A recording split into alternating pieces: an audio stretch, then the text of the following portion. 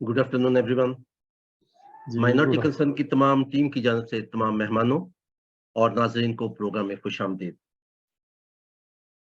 Minority concern एक digital magazine है जो पाकिस्तान में अक़लियती हकूक़ के हवाले से खबरें शाया करता है और इसके अलावा हम मुख्तलिफ मौज़ूआत पर वीकली वेबिनार्स भी मुनक़्क़द करते हैं।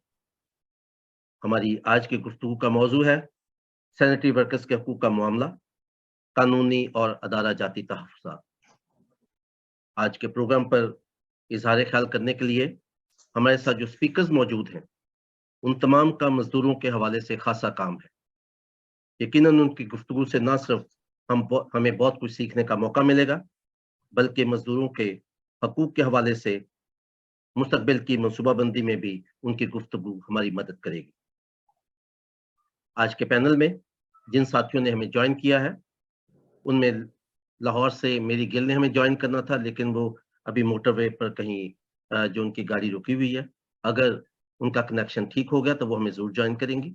कराची से एंथनी नवीद साहब, वो भी ट्रैवलिंग में हैं और उनके भी सिग्नल्स का मसला है, लेकिन वो भी हमें कोशिश करेंगे कि ऑन एंड ऑफ जॉइन करते रहें। कराची से सूज़न थॉमस साहबा, फैसलाबाद से पामेला इमैनुअल साहिबा, जो थोड़ी देर में हमें जॉइन करेंगे, अभी तक वो स्क्रीन पे मुझे नज़र नहीं आई। फैसलाबाद से इब्रार यूनुस सहोत्रा साहब, लाहौर से फैसल इलियास साहब, जो इस वक्त हमें फैसलाबाद से जॉइन कर रहे हैं, और बदीन से राम कोहली साहब हमारे साथ मौजूद हैं। हम उनके शुक्रगुजार हैं कि उन्होंने आज के प्रोग्राम के लिए वक्त निकाला।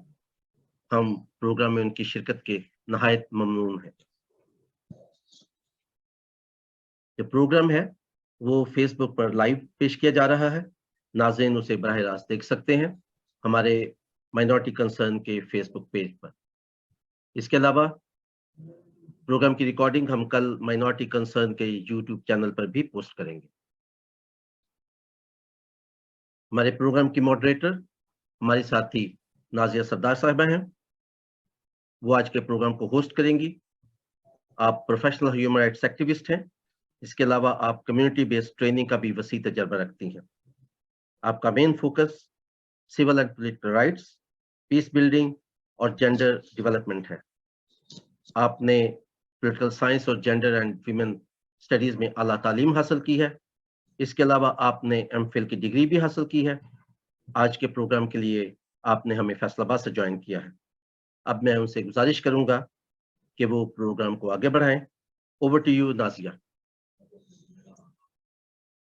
बहुत शुक्रिया आफ्ताब साहब आपका। प्रोग्राम का जो है वो थीम आफ्ताब साहब ने आपके साथ शेयर कर दिया है, जितने जो है हमारे साथ ज्वाइन किया है, जितने साथियों ने। तो आज जो गेस्ट स्पीकर्स हैं हमारे साथ, उसमें राम कोहली हैं, जिनका तल्लक सिंध कराची से है।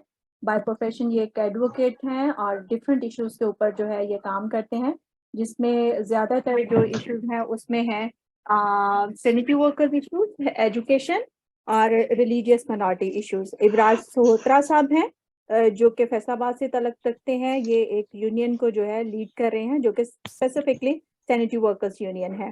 हमारे साथ फैसल इलियास हैं जो कि लाहौर से तलक है, जिनका पंजाब से।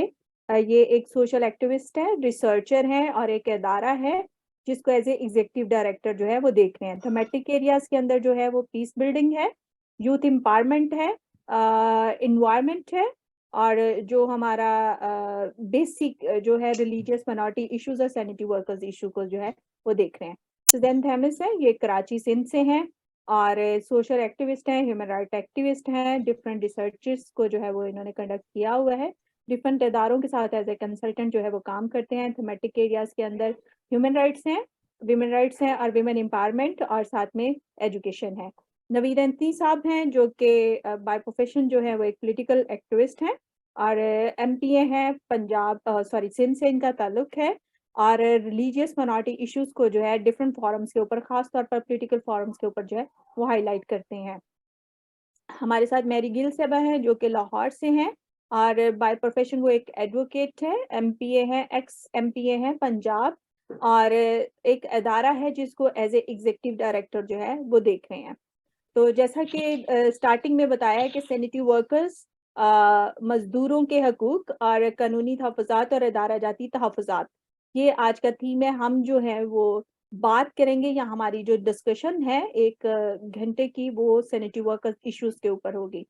तो होपफुली के तमाम जो साथी हैं एक बहुत ही जो है वसी तजर्बा रखते हैं सैनिटरी वर्कर्स के साथ काम करने का, उनके साथ डायरेक्टली और इनडायरेक्टली जो है वो सारे जुड़े हुए हैं काम करते हुए। तो हम कोशिश करेंगे कि हम जो पहला हमारा एक सेशन है जिसमें हम इसको ऐसे करेंगे कि जो सैनिटरी वर्कर्स हैं उनके इश्यूज क्या हैं पंजाब के अंदर और सिंध के अंदर और ओवरऑल पाकिस्तान के अंदर। तो हम जो है कोशिश करेंगे कि जितने स्पीकर्स हैं वन बाय वन बात इसके ऊपर करें।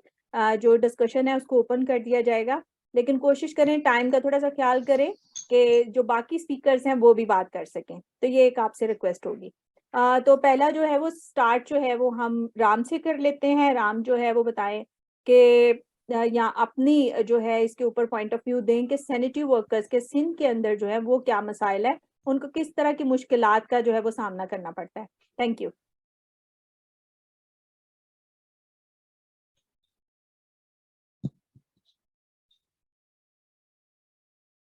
राम डिस्कनेक्ट हो गए हैं या मुझे शो नहीं हो रहे?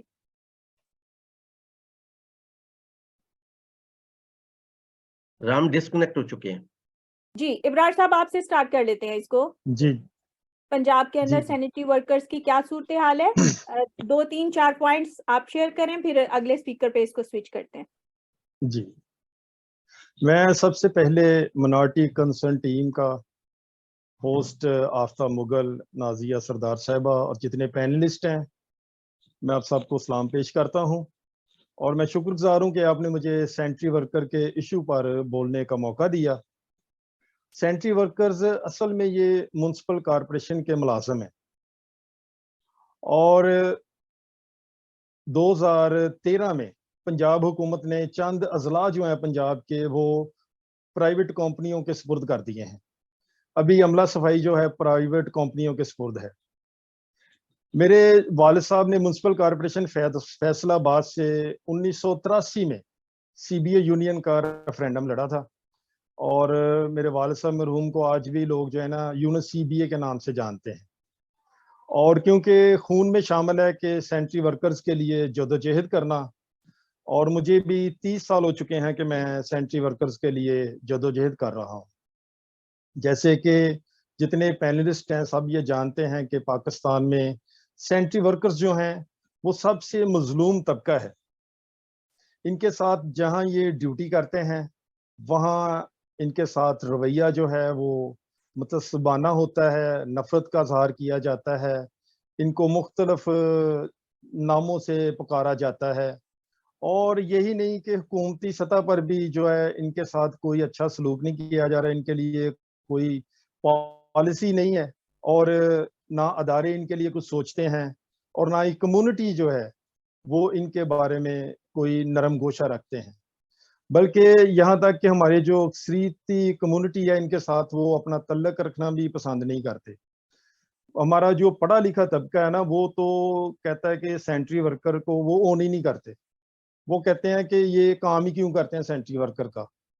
तो देखें, जब तक जॉब के जो हैं हमारे पास सोर्सेज नहीं होंगे तो ये भी चलो अंग्रेज की मेहरबानी है, उसने वो हमारा नाम इधर लिखा दिया है तो ये हमें जॉब मिल जाती है। तो काम करने में तो कोई मेहनत नहीं है, मेहनत करते हैं, मजदूरी करते हैं, किसी के आगे हाथ तो नहीं फैलाते। देखें, फौज जो है वो सरहद पर जो है अवाम को बचाती है। सरहद के जो दुश्मन है, पुलिस अंदरूनी दुश्मन जो है उनसे बचाती है। सैनिटरी वर्कर जो है वो जरासीम से शहरियों को बचाते हैं और शहरियों को साफ सुथरा माहौल पेश करते हैं। लेकिन इसके नतीजा में हम क्या करते हैं, हम कभी सैनिटरी वर्कर्स को, हमारे जो हैं लोग, वो इनको इंसान ही नहीं समझते। इनके लिए कोई एसओपीज नहीं है, खवातीन के लिए कोई एसओपीज नहीं है, ये भी मर्दों के शाना बिशाना काम कर रही हैं। और ये मास्क होता है, ग्लव्स होता है, ये कितने के आते हैं, ये भी इनको फ्राहम नहीं किए जाते।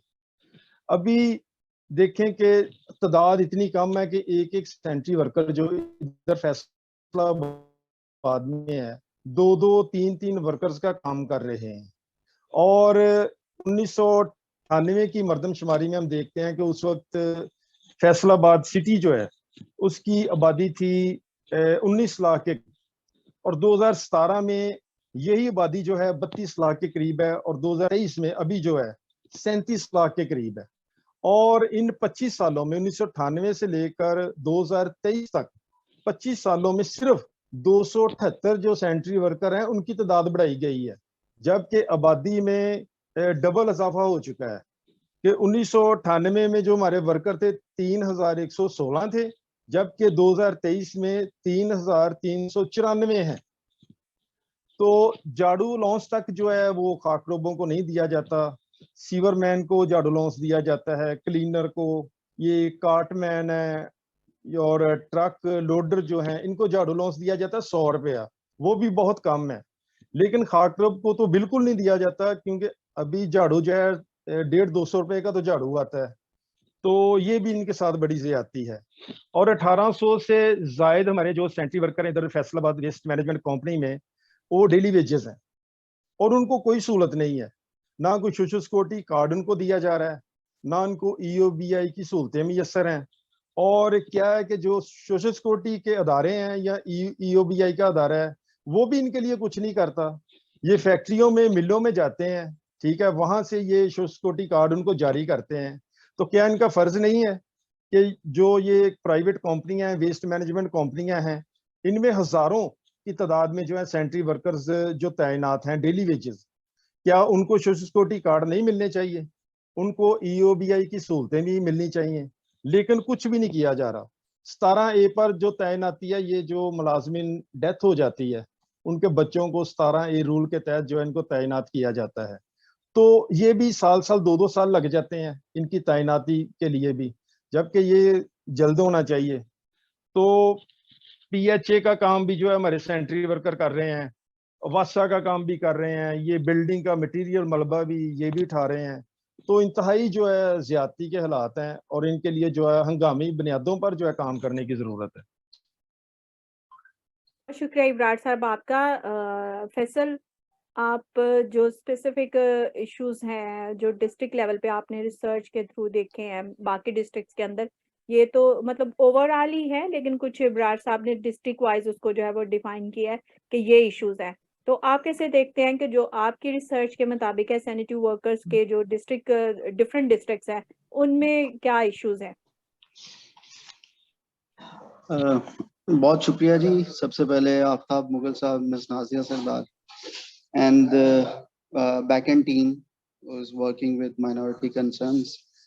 I must say thank you so much and a big round of applause from my side कि आप सोशल एक्टिविज्म पे इतना शानदार काम कर रहे हैं।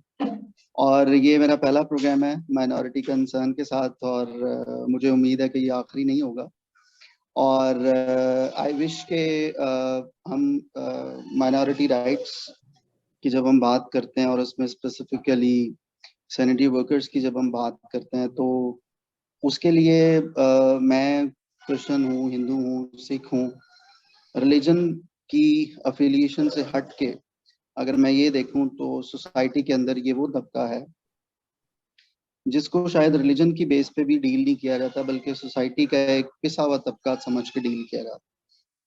और अनफॉर्चुनेटली इसमें मेजॉरिटी माइनॉरिटी की है और माइनॉरिटीज़ में भी अगर हम बात करें तो क्रिश्चियंस की है। पंजाब में अगर मैं बात करूं तो पंजाब के हवाले से जो पिछले 2 से 3 सालों में मुझे मौका मिला और मैं समझता हूं कि ये एक अपॉर्चुनिटी है to learn about their challenges. और जब हम उनके दरमियान बैठ के बात करते हैं और उनके जो चैलेंजेस हैं, यू कैन नॉट इमेजिन कि हम उनको आज की जो इन्फ्लेशन है, आज की जो सोसाइटी के अंदर जो चैलेंजेस हैं, जो हमारी आप कह लें कि सोसाइटी के अंदर जो एक बैलेंस नहीं है कि जो अमीर है वो अमीर होता चला जा रहा है और जो गरीब है वो गरीब से गरीब तर होता चला जा रहा है। अभी हमने सुना कि 32,000 रुपीज़ जो है वो बेसिक सैलरी होगी। लेकिन ये 32,000 रुपीज़ जो सैलरी है वो अगर हम देखें तो अभी सिर्फ ये नोटिफिकेशन की हद तक है, अभी वो उस तरह से रिफ्लेक्ट नहीं हो रही है अकाउंट्स में। मैं स्पेसिफिकली अगर हम बात करें तो जनरली इब्रार साहब ने बहुत अच्छे तरीके से जो उनके मेन इश्यूज हैं उन पे बात की है। मैं यहाँ पे 3 डिस्ट्रिक्ट्स की बात करूँगा, गुजरांवाला, शेखुपुरा और सरगोदा की।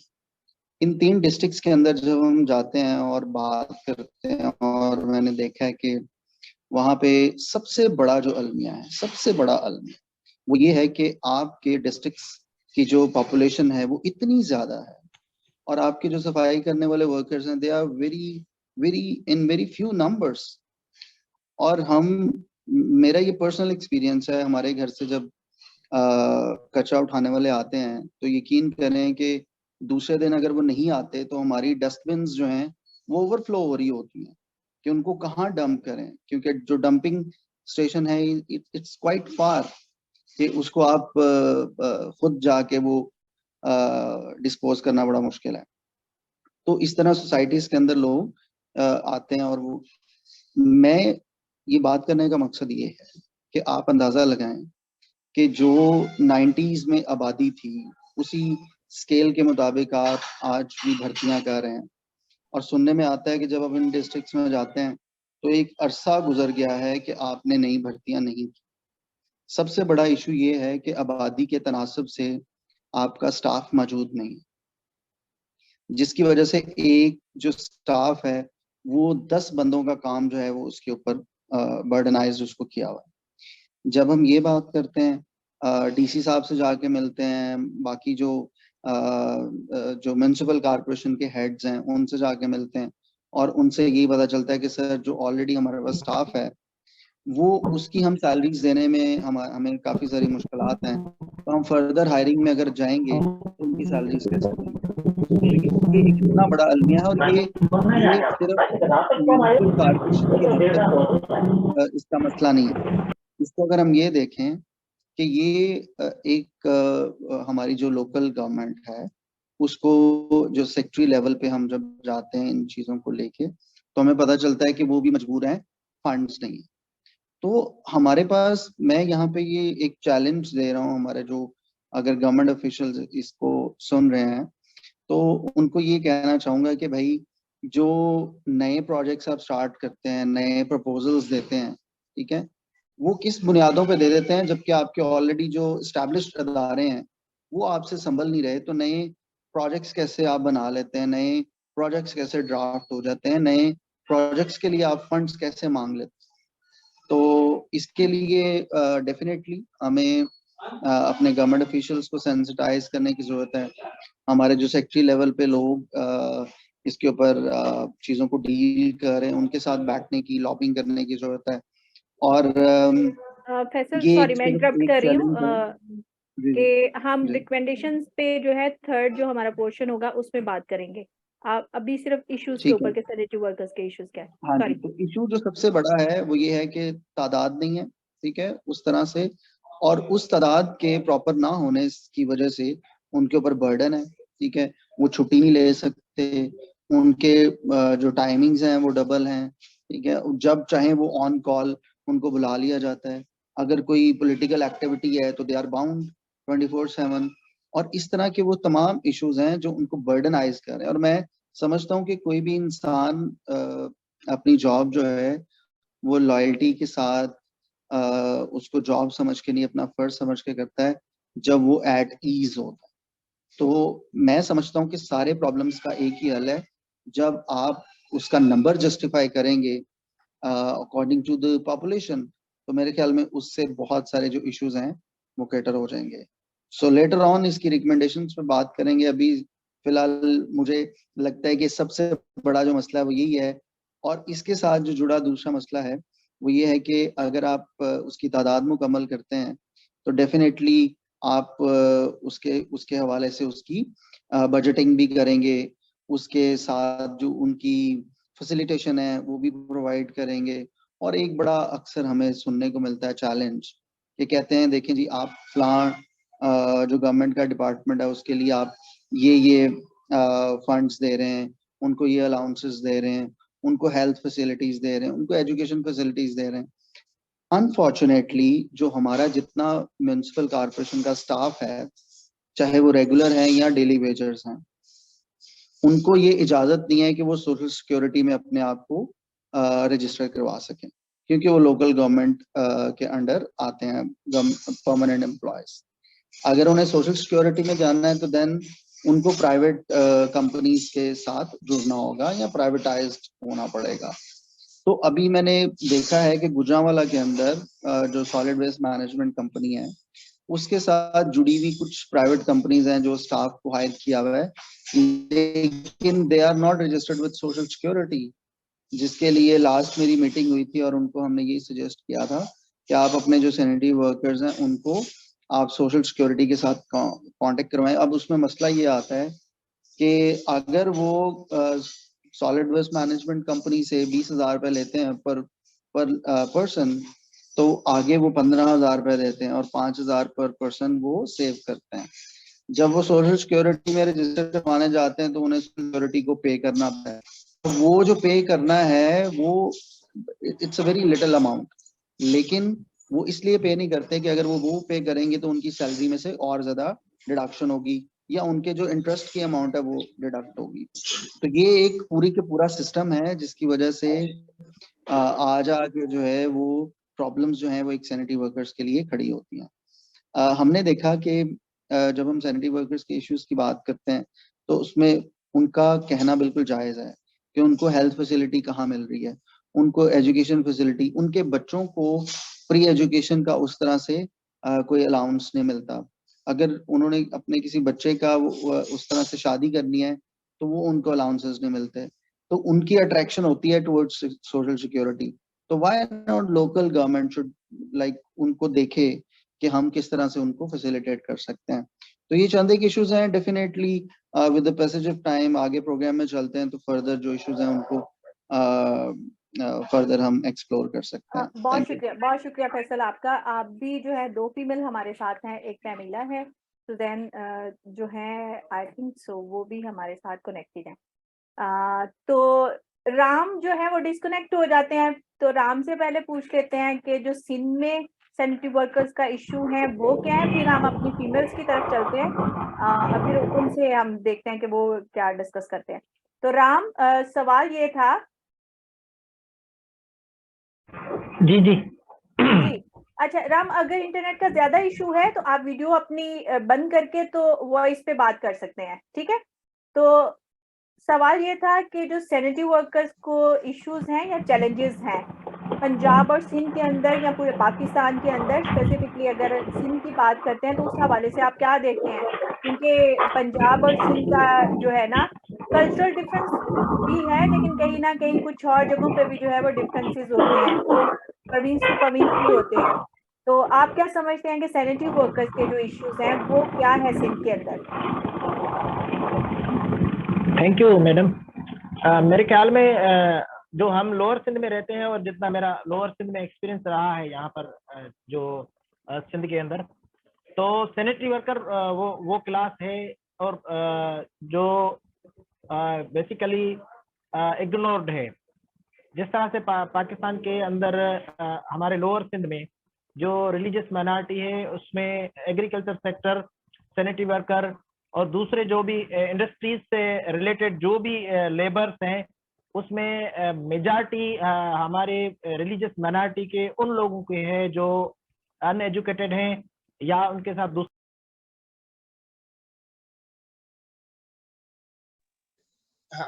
या और इश्यूज हैं जिनकी वजह से वो lake of political awareness, lake of education और डिफरेंट जो रिसोर्स न होने की वजह से वो मजबूर हैं इस तरह की काम करने के लिए कि जहां पर वो अपना ख्वाब नहीं देख सकते, जहां पर उनकी जिंदगी जो है महफूज नहीं है।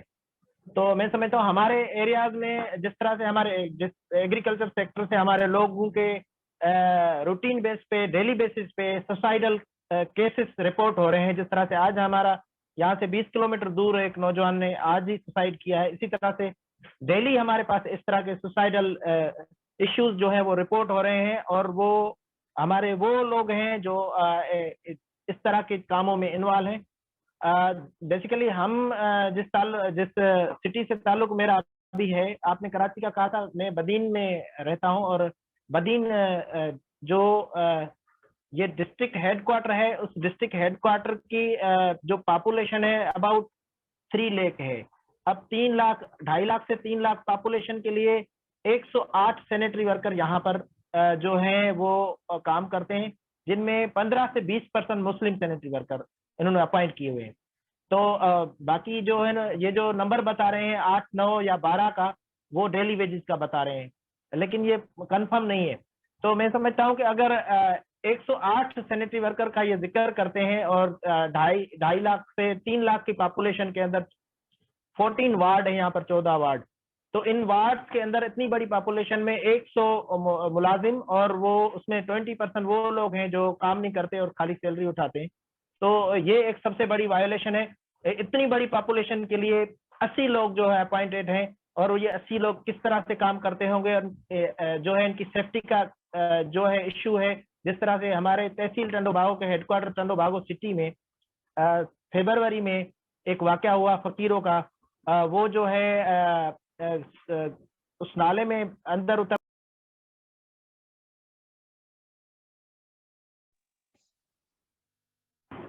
जो मीडिया ने रिपोर्ट किया, उन्होंने एहतजाज किया, लेकिन एफआईआर नहीं हुई। पूरी फैमिली जो डिपेंड करती थी, एक बंदा था जो स्वीपर, जो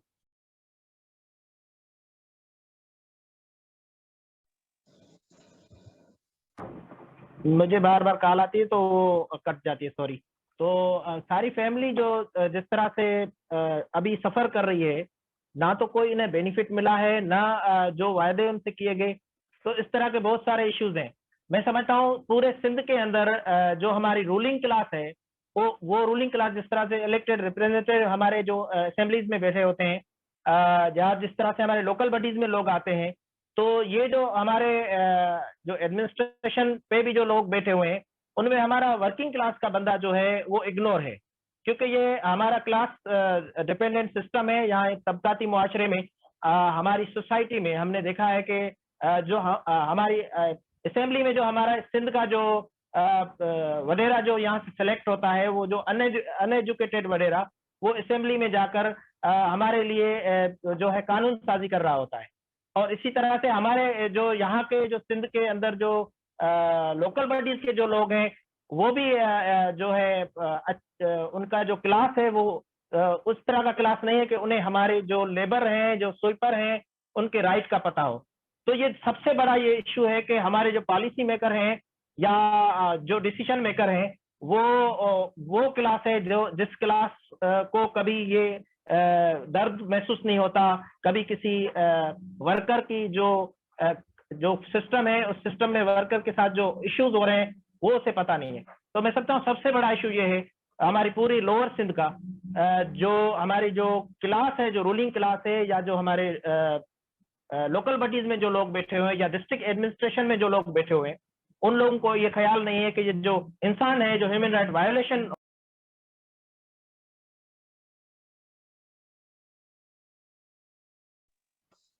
जो इंसान यहाँ पर काम कर रहे हैं, वो उनके साथ कोई इंसान होने की फिलहाल तवक्का हमें नजर नहीं आ रही, क्योंकि जो लेबर कोर्ट्स हैं बनी हुई है, उसमें कोई रेफरल इस तरह का नहीं आ रहा कि उनको राइट मिले हो। या जहाँ पर लेबर यूनियन है, उनको जो है डिप्रेस किया गया है, या तो यूनियन बनी ही नहीं, या अगर यूनियन है तो उन जो है उनको दबा के रखा गया है, या पॉकेट यूनियन है। तो मैं समझता हूँ बहुत सारे इश्यूज हैं जो हम नहीं समझते कि हमारे जो क्लास ये बैठा हुआ है, वो जो वादे वचन तो करेगा, वो बड़ी अच्छी स्पीच करेगा, लेकिन इतना मुस्तकिल करीब में कोई हल नजर मुझे नहीं आता। बहुत शुक्रिया राम आपका। दोबारा जो है दूसरे जो है पोर्शन की तरफ जब मुड़ेंगे तो मैं दोबारा आपके साथ कनेक्ट होंगी। हमारे साथ पैमिला है जो कि फैसलाबाद से बिलोंग करती हैं, तो जैन जो है वो कराची से बिलोंग करते हैं। तो जो सैनिटरी वर्कर्स के इश्यूज हैं, जिसमें हम स्पेसिफिकली अगर विमेन को फोकस करके कहें, तो सैनिटरी वर्कर्स विमेन के जो इश्यूज हैं उसको कैसे आप देखती हैं पैमिला? जी बिल्कुल, thank you so much. Minority concerns, मुझे आज के दिन के लिए इस इश्यू पे जो है वो बात करने के लिए आप लोगों ने इनवाइट किया। मेरा गला थोड़ा सा खराब है, इसलिए मेरी आवाज़ थोड़ी सही नहीं आ रही होगी। लेकिन जिस तरह से हमारे पहले जो पैनलिस्ट हैं उन्होंने बहुत अच्छे से जो है वो एक्सप्लेन किया कि हमारे जो सैनिटरी वर्कर्स हैं उनके इश्यूज जो हैं वो क्या हैं। तो मुझे जो है वो काफ़ी काम करने का जो है वो मौका मिला, और मैंने पूरे पाकिस्तान से जो है वो पूरे पाकिस्तान में तकरीबन 22 डिस्ट्रिक्ट्स में जो है वो सैनिटरी वर्कर्स के साथ जो है वो काम किया। मुझे उनके इश्यूज जानने का जो है वो मौका मिला, और मैंने उनको एक जगह पर भी इकट्ठा किया जहाँ पे हमने उनकी एक कैपेसिटी बिल्डिंग ट्रेनिंग जो है वो मरी में कंडक्ट की। जिस तरह से आपने वीमेन इश्यूज पे बात की है कि वो हमारे जो हैं वो क्या है, तो उसमें जो मैंने देखा है कि हमारी फीमेल सैनिटरी वर्कर्स जो हैं उनके इश्यूज में ये है कि जब उनकी ड्यूटी लगती है किसी मार्केट में, किसी गली मोहल्ले में, तो सबसे पहले तो ये है कि उनके बैठने का कहीं पे कोई इंतज़ाम नहीं है, जहाँ पे उनकी अटेंडेंस वगैरह लगाने के लिए कोई एक जगह जो है वो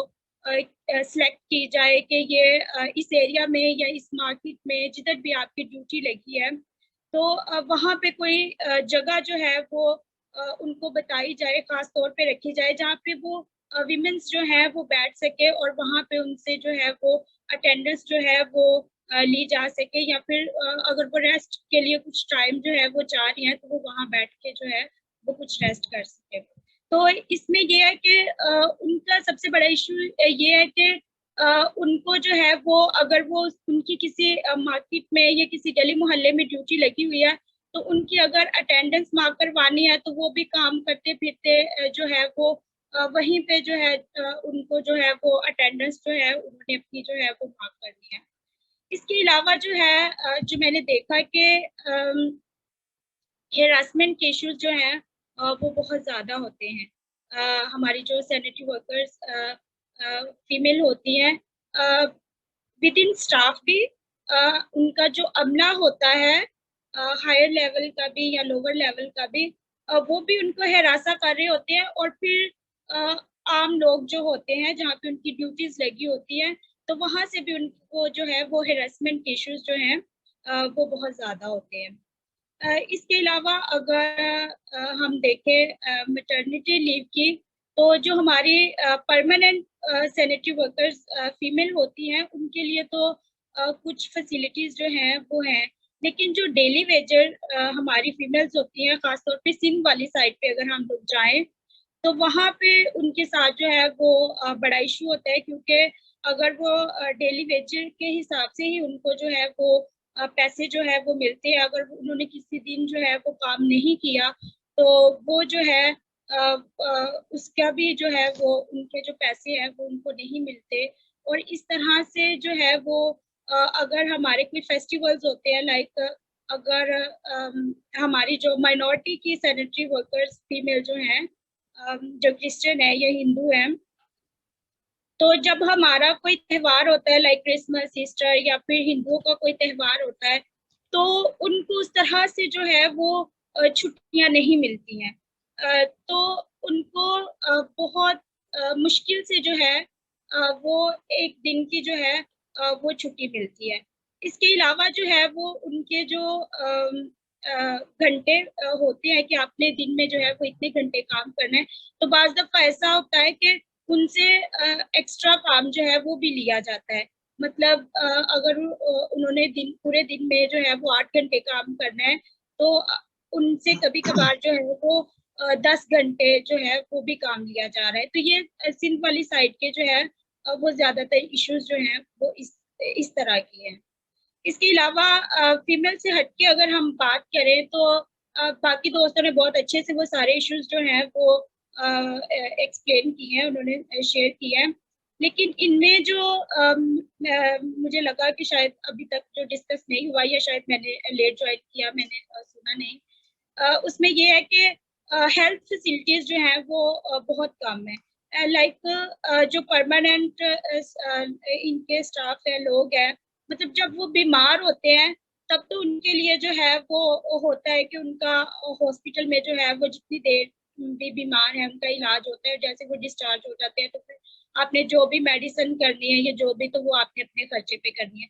लेकिन वो लोग जो है वो हमारे गली मोहल्लों से, हमारे घरों से जो है वो कचरा उठा रहे होते हैं, तो उनका ये भी इशू है कि उनका जो है वो हर 3 मंथ या 6 मंथ के बाद जो है उनका हेपेटाइटिस का या इस तरह के कुछ और टेस्ट वगैरह जो है वो कंपल्सरी होने चाहिए, क्योंकि उनका ज्यादातर वक्त जो है वो हमारा कचरा उठाने में, हमारे मुल्क को साफ रखने में जो है वो गुजरता है। तो इस तरह से जो है वो कोई फैसिलिटी उनके पास नहीं है।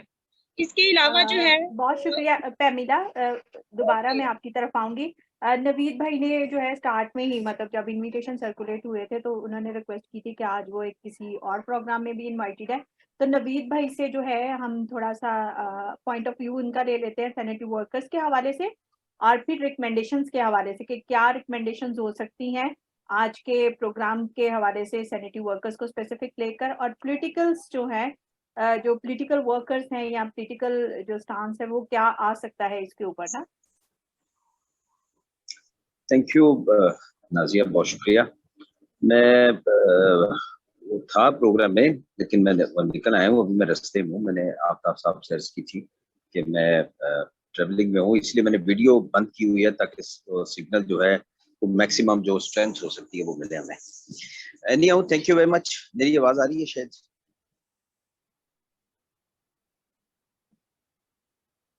आ रही है नवीद भाई बोले प्लीज, आ रही है। Okay okay okay okay. सबसे पहले जी, जितने भी मेरे मौजूद पैनलिस्ट बैठे हैं सबको गुड इवनिंग। अर्ज ये है कि मैं जितने भी हमारे दोस्त हैं उनकी गुफ्तगू सुन रहा था और समझने की कोशिश कर रहा था, थोड़ा सा इशू को जानने की कोशिश कर रहा था, सीखने की कोशिश कर रहा था। मैं जो समझा देखा हूँ, देखिए हम जब बात करते हैं सैनिटरी वर्कर्स की बतौर मजदूर, तो फिर तो हम उसका केस एक फर्क अंदाज भी कर सकते हैं और उसको मजबूत भी कर सकते हैं कि वैसियत एक ऐसे मजदूर के जो बहुत हाई रिस्क पे काम कर रहा है, जिसको बहुत सारी जो है वो ऐसी चैलेंजेस का सामना है जिससे उसकी सेहत भी मुतासिर होती है, जिससे उसकी जो जितना वो मेहनत करता है उसके मुआवजे में भी कमी है। तो शायद हमारा केस जो है वो बहुत ज्यादा जो है फर्क अंदाज में हम पेश कर सकते हैं। लेकिन जब हम उसको मजहब के पैराए में जब तोलना शुरू करते हैं और फिर बात करते हैं कि जी ये क्रिश्चियन है, ये हिंदू है, ये निचली जात है, ये ऊंची जात है, ये हमसे इसलिए होता है कि हम क्रिश्चियन है, तो वहीं पर हम अपने केस को, मेरा ये मतलब बड़ी हम्बल सी सबमिशन है कि हम केस को वहीं पर अपने को कमजोर कर देते हैं। कि हमें ये, मैं भी सीखा है काम करते करते करते कि हमें भी ये मजहब की जो है वो अहमियत उतारनी चाहिए। ये बात से बिल्कुल मैं आपकी बात से अगर कोई दोस्त काउंटर आर्गुमेंट करना चाहे तो मैं ये इसको बिल्कुल इस बात से भी एग्री हूँ कि गो के इसमें जो डिस्क्रिमिनेशन का आंसर है या बहुत ज्यादा जो है वो जुल्म इस्तेसाल की ये जो कहानियां हैं ये सैनिटरी वर्कर्स की, इसमें यकीनन मजहब का आंसर होगा। लेकिन हमें अपने केस को किस तरीके से हम मजबूत बना सकते हैं ये भी तो हमें देखना है ना। अगर वो मजहब के तौर पर हमारा इस्तेसाल करते हैं और हम भी उसी तरीके से उस इस्तेसाली कुव्वतों के सामने खड़ा होना चाहते हैं तो फिर तो एक मजहबी लड़ाई है, इसमें मुश्किल हो जाता है। लेकिन एक इस्तेसाली जो तबका है और एक जो मजदूर है, अगर हम इस केस को इस तरीके से बना के लड़ेंगे, मैं समझता हूँ कि वहां सूरत फर्क हो सकती है। वो इसलिए भी कि आज तक ये जितने भी सैनिटरी वर्कर्स हमारे मुल्क के मुख्तलिफ सूबों में, मुख्तलिफ इदारों में, 18वीं तरमीम के बाद सूबाई इदारों में या वफाकी इदारों में, आज तक उनको बहैसियत मजदूर किसी भी एक डेफिनेशन के अंडर रजिस्टर नहीं किया गया कि उसको हम क्या डिफाइन करें, वो क्या है। वो जो सीवरमैन है वो आया, उसको हम वर्कर कहें, उसको लेबर कहें, वो किस एक्ट के तहत या क्या वो एक स्पेसिफिकली एक तारीफ हम उसकी बना सकते हैं कि ये जो एक खिदमत सरंजाम देते हैं जिसका जो है बराह रास्त ताल्लुक किसी इलाके की या किसी इदारे की सफाई सुथराई की जिम्मेदारी लेनी है, तो उसको हम किस तरीके से कैटेगराइज करते हैं। तो उस कैटेगरी को भी हमने देखना है, उस डेफिनेशन को भी देखना है, क्योंकि एक इंडस्ट्रियल लेबर की और एक सर्विस प्रोवाइडर की डेफिनेशन में अगर कोई डिफरेंस है तो फिर जाहिर है उसकी वहां पर जो उसको उस डेफिनेशन के एवज उसको कॉन्स्टिट्यूशनली या लीगली जो बेनिफिट्स हैं या जो राइट्स हैं या जो कुछ सिक्योरिटी उसको सोशल मिलती है, वो उसमें डिफरेंस आ जाता है। तो इस पे भी मैं समझता हूँ कि ना सिर्फ यहाँ पर बहुत सारे दौर से रिसर्चर भी तशरीफ करना है, इस पे भी रिसर्च करने की जरूरत है कि हमें किस डेफिनेशन के अंडर इस खिदमत को सरंजाम देने वाले जितने भी हमारे खवातीन और हज़रात दोस्त अहबाब हैं उनको रजिस्टर करना चाहिए। दूसरी मैं अर्ज ये करना चाहूँगा कि ये जो हम अभी मैं सुन रहा था, ये सोतरा साहब फरमा रहे थे, ये सैमला भट्टी साहब फरमा रही थी, देखिए हम बिल्कुल ये ऑन जॉब जो प्रॉब्लम है ना कि जी मजदूरों की तादाद कम होती है तो इसलिए वो इस्तेसाल का शिकार होते हैं, झाड़ू अलांस नहीं मिलता उस वजह से हमें प्रॉब्लम है, उजरत बड़ी कम है, यकीनन ये भी एक इशू है। लेकिन मैं समझता हूँ कि जो सबसे बड़ा इशू ये है कि माशरे में इसको हम एक पेशे के तौर पर लाएं। मुश्किल काम है, एक से मतलब 4 ग्रेड की जॉब को लोग जो है वो पेशा नहीं समझते, लेकिन इसको अगर हम सर्विस प्रोवाइडर ये जो एक कैटेगरी बनाई है हमारी रियासत ने कि जी ये मुख्तलिफ जो है खिदमात सरंजाम देने वाले जो शुबाजात हैं, अगर उसमें हम इसको डिक्लेयर करवा लेंगे तो यकीनन कहीं ना कहीं इन अफराद की इज्जत नफ्स पे भी मुस्तकबिल में हम बात कर सकते हैं कि इनकी इज्जत नफ्स किस तरीके से बेहतर हो सकती है। अच्छा, मैं ये बात इसलिए भी कर रहा हूँ कि अगर हम इसको सर्विस प्रोवाइडर उस अम्ब्रेला के नीचे ले आएंगे तो फिर आफ्ताब साहब हम कहीं ना कहीं इसको हाई रिस्क जॉब में भी ले के जा सकते हैं, हम कहीं हार्डशिप अलाउंस की भी बात कर सकते हैं, हम कहीं पर इनकी जो जिस तरीके से अभी पैमला ने बात की थी कि जब वो ऑन जॉब होते हैं या अगर लेट्स सपोज वो अगर किसी हॉस्पिटल में होते हैं, क्योंकि वहां पर जो उनका जो गार्बेज जो को जिस तरीके से डिस्पोज ऑफ किया जाता है वो बहुत डेंजरस होता है, उसका एक पूरा एक प्रोसीजर होता है, एसओपीज होती हैं जो कभी भी फॉलो नहीं किया जा सकता। या अगर वो कहीं पर सिवरेज के हवाले से काम कर रहे होते हैं तो वो भी हाई रिस्क जॉब होती है। तो यहाँ पर जैसे मुख्तलिफ हमारे शोबे होते हैं, जैसे टीचर्स को, डॉक्टर्स को, मुख्तलिफ जो इंडस्ट्री हैं जैसे स्टील मिल है या ऐसे फर्नेस की जो कंपनीज हैं, इंस्टीट्यूट्स हैं, वहां पर भी जो लेबर है जो बिल्कुल आगे जाकर काम कर रही होती है मुख्तलिफ भट्टियों में, उनको हार्डशिप अलाउंस दिया जाता है, उनको स्पेशल मेडिकल अलाउंस दिया जाता है, उनको स्पेशल प्रोटेक्शन के लिए जो ऐसे आलात दिए जाते हैं जिनसे उनकी सेहत महफूज रखी जा सके। तो मेरा अर्ज करने का मकसद ये है, मैं बॉटम लाइन आपसे बयान करना चाह रहा हूँ कि हमें इस खिदमत को सरंजाम देने वाले जो लोग हैं उसकी पहले डेफिनेशन को क्लियर करवाना पड़ेगा पूरे मुल्क में कि उनकी रजिस्ट्रेशन किस डेफिनेशन के अंडर होनी चाहिए। सर अर्ज ये है कि अब मैं एक बात और भी कहना चाहूंगा कि जाहिर होता ये है कि हम चूंकि एक छोटे सूबे से ताल्लुक रखते हैं तो अक्सर लोग जो है वो सिंध की बात जो है बगैर सुने समझे कर देते हैं। तो मुझे जरा थोड़ा सा वो रिकॉर्ड की दुरुस्तगी के लिए भी बताना पड़ेगा। राम मेरा भाई है छोटा, तो और ये पैमला साहबा, देखें बात ये है कि ये जो ग्रेड 1 के ये जो होते हैं सैनिटरी वर्कर, आपको पूरे मुल्क में, नाजिया साहबा, पूरे मुल्क में कहीं पर भी कोई सैनिटरी वर्कर डायरेक्ट अपॉइंटमेंट के साथ ग्रेड 4 में नजर नहीं आएगा। ये यहाँ पर सोतरा साहब बैठे हैं, ग्रेड 4 में डायरेक्ट कोई भर्ती नहीं करता। आए मैं आपको बताता हूँ कि सिंध ने इस दफा जो है वो ग्रेड 4 में सैनिटरी वर्कर को भर्ती करना शुरू किया। अब ग्रेड 4 के अलाउंसेस भी अकॉर्डिंगली मिलेंगे उनको ना, जो ग्रेड 4 की जो बीपीएस ग्रेड 4 है उसके भी अलाउंसेस मिलेंगे। लेकिन हुआ यह है कि अभी ये सिर्फ एक डिपार्टमेंट ने किया है, और वो डिपार्टमेंट है सेसी का, यानी सोशल सिक्योरिटी का डिपार्टमेंट जो है, उसने ये इनिशिएटिव लिया है। और thanks to our labour minister के, जिनके साथ हमने बड़ी बातचीत की, बड़ी मेहनत की, उन्होंने इस बात को समझा। और जो हमारे लेबर मिनिस्टर ने पहले कहा कि जी पहले मैं अपने डिपार्टमेंट से इब्तिदा करता हूँ इसकी, तो अब उस डिपार्टमेंट में जो सैनिटरी वर्कर भर्ती होता है या होगा, उसका ग्रेड 4 होगा। दूसरी सर मैं ये अर्ज करना चाहूँ, यहाँ पर सोशल सिक्योरिटी के हवाले से बात कर रहे थे।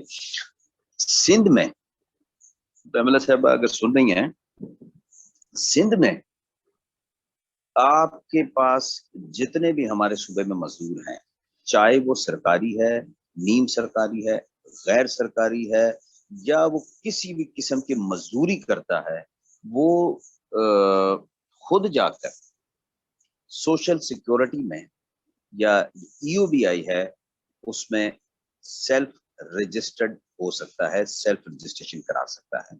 अगर कोई भी इदारा उसकी रजिस्ट्रेशन नहीं कराता किसी भी बदनीयती की वजह से, तो कोई भी एक शख्स जो रेडी पे मेहनत मजदूरी करके अपना पेट पालता है, वो भी जाकर वहां पर जो है वो सोशल सिक्योरिटी में जो है वो रजिस्टर्ड हो सकता है। उसका अपना बाकायदा वहां पर जो उसका मंथली जो प्रीमियम बनता है वो पे करे, कार्ड हासिल करे, और उसके बाद जो बेनिफिट्स हैं उसके वो हासिल कर सकता है। तो ये चीजें ऐसी हैं जिसपे हमें थोड़ा सा जो हमारे मजदूर दोस्त हैं उनको अवेयर करने की भी जरूरत है। अगर कोई इदारा आपके साथ इस तरीके से कोऑपरेट नहीं करता, जैसे ये जो आउटसोर्स करने का हमारे मुल्क में एक रवाज आया है, और स्पेशली जो 1 से 4 ग्रेड के लोगों को पहले आउटसोर्स कर दिया जाता है, तो ये चीज सिंध में भी है। लेकिन सिंध ने इस दफा ये किया है कि उन तमाम इदारों को पाबंद किया है। देखिए चैलेंजेस होते हैं इसलिए कि इस सारी चीजों का दारोमदार नीयत पर होता है। चैलेंजेस हैं, लेकिन लॉ मौजूद है और इम्प्लीमेंट भी हो रहा है कि हमने स्पेशल मजदूर कार्ड बनाए हैं, और कोई भी शख्स नादरा की वेरिफिकेशन के बाद वो मजदूर कार्ड हासिल कर सकते हैं। थैंक यू वेरी मच नाज़रीन। शुक्रिया नवीद साहब, आपका बहुत कम्प्रिहेंसिव बात की है और सिंध के हवाले से काफ़ी अच्छी जो है आपने इंफॉर्मेशन दी है। सुजैन हमारे साथ हैं। सुजैन सुन रही है मुझे? जी नाजिया, मैं आपको सुन रही हूँ। जी सुजैन, आपसे सवाल ये है कि जो सीवरमैन हैं उनके क्या मसाइल हैं सैनिटरी वर्कर्स पे, और उनके मसाइल पे हमने काफ़ी जो है लंबी चौड़ी बहस भी की है और उसको डिस्कस भी किया है कि उनके क्या क्या इश्यूज हैं। अगर स्पेसिफिकली जो है हम सीवरमैन के इश्यूज को देखें, तो पाकिस्तान के अंदर जो सीवरमैन है उनको किस तरह के जो चैलेंजेस या प्रॉब्लम्स इश्यूज जो है वो फेस करना पड़ते हैं? नाजिया, पहले तो थैंक यू अपॉर्चुनिटी देने का। नवीद भाई ने तो काफी सारी ऐसी बातें कर दी हैं जिसके बाद कुछ कहने की पॉइंट्स रहे नहीं है, लेकिन कुछ चीजें मजीद है मैं ऐड कर देती हूँ। देखिए, जब आप किसी को कहते हैं कि जी मैन होल में उतर जाएं और काम कर दें, तो देखिए उसके लिए पहले से एक प्रिकॉशनरी मेजर्स होते हैं जो लेने जरूरी हैं। देखिए, आपको जो सैनिटरी वर्कर है वो आपको पब्लिक हेल्थ सबसे बेहतर वही प्रोवाइड करता है आपकी हाइजीन के लिए। आपकी हाइजीन देखी जाती है, आपके पब्लिक हेल्थ सेक्टर को सेफ एंड सिक्योर बनाया जाता है, वो सबसे बड़ा क्रेडिट उन्हीं को जाता है। लेकिन उसके लिए कोई मेजर्स नहीं लिए जाते। आपको विदाउट एनी प्रिकॉशन और मेजरमेंट्स कह दिया जाता है जी कि आप मैन होल में उतर जाएं और ये काम कर दें। अब जब आपको वहां पे भेजा जाता है, तो आप देखिए वहां पे जो अंदर मौजूद जब बंदा उतरता है तो उसकी लाइफ कितने हाई रिस्क पे होती है। ऑक्सीजन का मसला है, आपको कोई अंदर कोई इंसेक्ट है या कोई ऐसी पॉइजनस गैस है जो आपको इफेक्ट कर सकती हो, या आपको कोई चीज खराश लग जाए तो वो इज रिस्पॉन्सिबल, कौन आपकी जिम्मेदारी ले रहा है? आप तो बिल्कुल ऐसे ही उतर रहे हैं। तो जब भी ये काम आपके इदारों का है या जो आपका सुपरवाइजर है उसका काम है, लेकिन बहैसियत अगर मैं देखूंगी कि एज अ रिसर्चर, तो मैंने देखा है कि यहाँ पे जो है थोड़ा सा कहना चाहिए कि लैक ऑफ मोटिवेशन जो है आपके सुपरवाइजर या आपकी जो मैनेजमेंट है, वो उसका इंटरेस्ट जरा कम होता है उनकी सेफ्टी पे, उनकी प्रोटेक्शंस के ऊपर। वो कहते हैं बस ठीक है जी ऐसे उतर जाएं। कुछ गलती अगर देखी जाए तो हमारी अपनी जानिब से भी होती है। वो खुद भी कुछ जो है वो कहते हैं जी हम ये किट नहीं यूज कर सकते, हमें भारीपन फील होता है, we can not carry it, हम इजी नहीं है अपना काम करने के लिए। तो कुछ इस तरीके के इश्यूज भी सामने आते हैं। जैसे आप उससे थोड़ी सी देर पहले बात करी थी वुमेन के बारे में, तो एक पॉइंट मैं ऐड कर दूं। रिसेंटली मेरी जो है ऑब्जर्वेशन के मुताबिक अब आप देखिए कि जो सैनिटरी वुमेन है इसमें अंडर एज लड़कियां भी आ रही हैं। अब या तो ये वहां पे आप वो मदर है जिसकी जॉब है वो खुद नहीं आती तो अपनी अंडर एज बच्चियों को भेज रही हैं। आजकल जब ऑफिस आते जाते जो मेरी ऑब्जर्वेशन है वहां पे वो मैं मसाइल को बहुत देख रही हूँ कि लड़कियां वहां पे बहुत ज्यादा मसाइल का शिकार हो रही हैं। सबसे बड़ी ऑब्जर्वेशन यही है। अगर नवीद भाई के इल्म में भी मुमकिन है कि ऐसे कुछ मसाइल आए होंगे कि जहाँ पे अंडर एज लड़कियां आके ये काम कर रही हैं मेन रोड्स पे सफाई का, और स्पेशली जहाँ पे उनके हरासमेंट के मसले भी बहुत ज्यादा आ रहे हैं।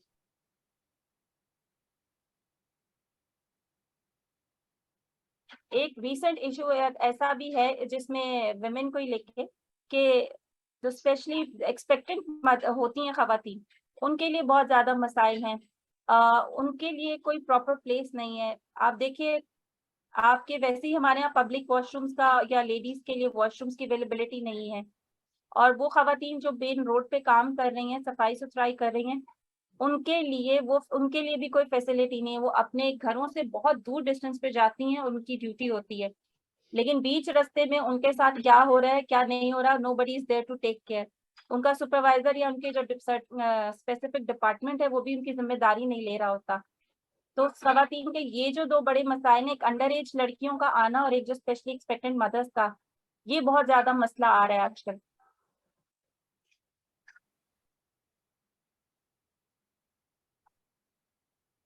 है ना, आप बात खत्म कर चुकी हैं या जी, कोई जी। और पॉइंट है? नहीं, बस फिलहाल रिलेटेड आपके क्वेश्चन से रिलेटेड तो सिविल में था, लेकिन ये 2 पॉइंट्स पे ऐड करना जरूरी समझ रही हूँ। जरूर जरूर जरूर, बहुत शुक्रिया सुजैना आपका। दो बातें हैं, एक तो जो है जो सेफ्टी किट्स की बात की है आपने, और दूसरा के लोग जो हैं दोनों तरफ से ग्रे एरियाज हैं, एक एडमिनिस्ट्रेटिव लेवल पे और दूसरा वर्कर्स की तरफ से। तो फैसल साहब से ये है सवाल के जो दोनों चीजें हैं, लाइक जैसे कहाँ पे जो है गैप्स हैं पब्लिक प्राइवेट पार्टनरशिप के अंदर, है तो गो वो वर्कर्स ही हैं, लेकिन अगर 2-3 केसेस को पंजाब के अंदर देखते हैं, जैसे रिसेंटली अभी फैसलाबाद में 2 केसेस हुए हैं, सरगोदा के जो है वो केसेस हुए हैं कि ड्यूरिंग वर्क जो है खास तौर पर जो डेली वेजर्स थे उनकी डेथ हुई है। तो जो लूप होल है वो कहाँ पे हमें देखने में मिलते हैं, खास तौर पर सीवरमैन के इश्यूज के लेकर? तो बहुत क्विक जो है आपका पॉइंट ऑफ व्यू चाहिए इस पे फैसल। उसमें थैंक यू इस टॉपिक के हवाले से, क्योंकि रिसेंटली हमने काम किया है।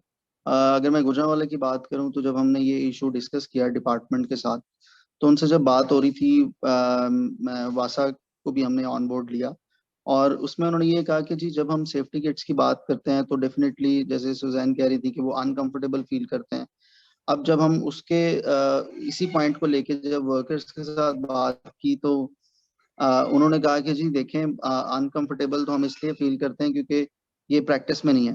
अब आप कोई सुपरवाइजर आ गया है या कोई ऐसे कोई अदारा आ गया तो उसके सामने आप ये कह रहे हैं कि जी हम तो सेफ्टी किट्स दे रहे हैं, तो अगर आप पूरा साल एक चीज यूज ही नहीं करते और एक सडनली आपको कहा जाता है कि क्या आप यूज करें, तो फिर वो डेफिनेटली वो अनकंफर्टेबल वाला इशू आ जाता है।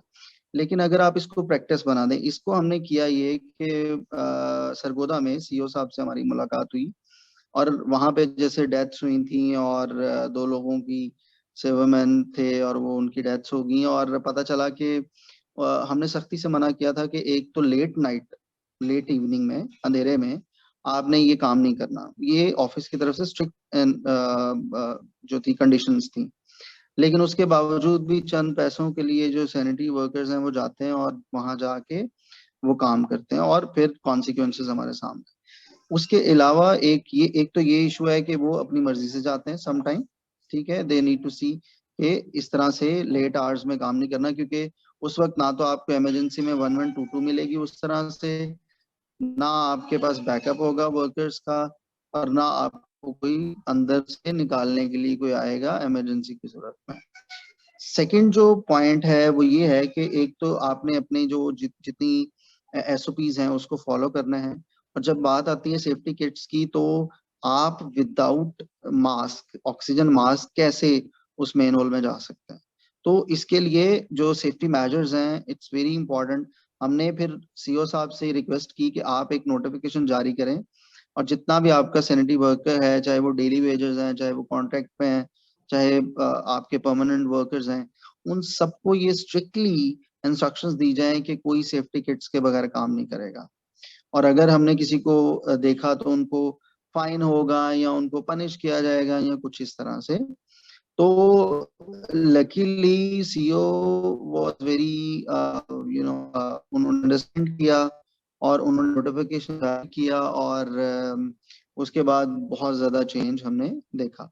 अब उसमें हमने ये नहीं सिर्फ कहा कि आपने ऑक्सीजन मास्क लगा के फिर जाना है, हमने ये भी कहा कि जब आप सफाई के लिए निकलते हैं तो उसमें आप ग्लव्स का यूज भी करें, आप जूते भी प्रॉपर पहने, आप मास्क भी यूज करें। अब ये मास्क वो चीज है जो कोविड के दिनों में सिर्फ नहीं पहनना, क्योंकि सफाई में डस्ट में बहुत ज्यादा एलर्जी होती है, बहुत ज्यादा गले की खराबियां और बहुत ज्यादा इश्यूज होते हैं, तो इसलिए ये जो सेफ्टी मेजर्स हैं ये रूटीन में लेना बहुत जरूरी है। तो इसके लिए अगेन सिर्फ इसी क्वेश्चन का आंसर करते हुए मैं ये कहूंगा कि हमें डेमो देने चाहिए। गुजरांवाला में हमारी वासा से बात चल रही है, जो सॉलिड वेस्ट मैनेजमेंट कंपनी है उनसे बात चल रही है कि हमें अपने वर्कर्स को ऐसे रॉ उठा के झाड़ू के काम पे नहीं लगा देना चाहिए। Should give them training, hands on training होनी चाहिए कि अच्छा अगर आपने सेफ्टी मेजर्स लेने तो उसको किस तरह से यूटिलाइज, अगर आपने मेन होल वाला काम करना है तो how to utilise the safety kits. तो ये एक ट्रेनिंग के लिए हम ऑलरेडी उनसे बात कर रहे हैं, और हम चाहते हैं कि किसी एक्सपर्ट को बुला के डेमो दिया जाए, और हम जो उनको इनकरेज कर सकते हैं कि आप किस तरह से हेपेटाइटिस से बच सकते हैं, आप किस तरह से बाकी जो सांस की बीमारियां हैं उनसे बच सकते हैं।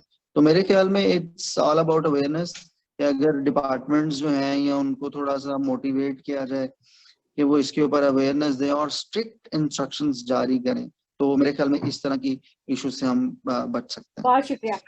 इब्रार साहब, आपसे ये है कि जैसे आप ट्रेड यूनियन को रिप्रेजेंट कर रहे हैं, तो एक होती है गवर्नमेंट की फॉर्मुलेटेड यूनियन, एक होती है जो कि कुछ वर्कर्स या कुछ लीडरान जो है वो मिलके तो एक बॉडी तैयार करते हैं जो कि ट्रेड यूनियन के तौर पर सैनिटरी वर्कर्स के इश्यूज को जो है वो देखते हैं। तो आप क्या समझते हैं कि as a trade union leader क्या मसाइल का सामना आपको करना पड़ता है, और अगर जो सैनिटरी वर्कर्स हैं उनके मसाइल को हल करने के लिए ट्रेड यूनियन का क्या रोल है? जी, ऐसा है कि हमारा जो है इधर लेबर डिपार्टमेंट से हमारी जो यूनियन है वो रजिस्टर्ड है, और बहुत सारी जो है हमें प्रॉब्लम्स हमें जो है फेस करनी पड़ती है, क्योंकि अदारे में ऐसा होता है कि वो यूनियन के जितने भी नुमाइंदे होते हैं वो अदारा ये समझता है कि ये हमारे दुश्मन है। वो हमें कभी तकरीबकारी का नाम दे देते हैं, कभी कहते हैं ये कोई ना कोई साजिश कर देते हैं, जबकि हम इनके राइट्स की बात करते हैं। तो बहुत सारी मुश्किलात है। मुझे 2 दफा मैं डिसमिस हो चुका हूँ जॉब से, एक दफा 2 साल के बाद बहाल हुआ, एक दफा मैं 5 साल के बाद बहाल हुआ। तो ये अदालतों की भी मेहरबानी है कि उन्होंने बहाल कर दिया।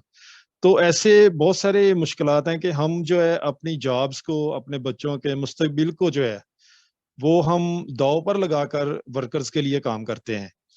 तो जब भी कोई मसला होता है तो अदालतें जो है वो हमारी बात जरूर सुनती हैं। इसी तरह जो वर्कर्स हैं उनके लिए भी अगर कोई मसला बनता है तो हम लेबर कोर्ट में भी जाते हैं। लेबर कोर्ट नंबर 4 फैसलाबाद है, उसमें भी केस दायर करते हैं, वहां से भी हमें रिलीफ मिल जाता है। तो दूसरे जो है हम खुद भी जाते हैं, अगर कोई मसला है DC साहब के पास चले जाते हैं, कमिश्नर साहब हैं अभी इधर हमारे, उनके पास चले जाते हैं। तो अभी ये बात कर रहे थे खवातीन के हवाले से ना, सिंध में के खवातीन उधर हैं daily wages. Faisalabad waste management company ने 1300 के करीब जो है सैनिटरी वर्कर भर्ती किए हैं, और एक भी खतून जो है उसको भर्ती नहीं किया।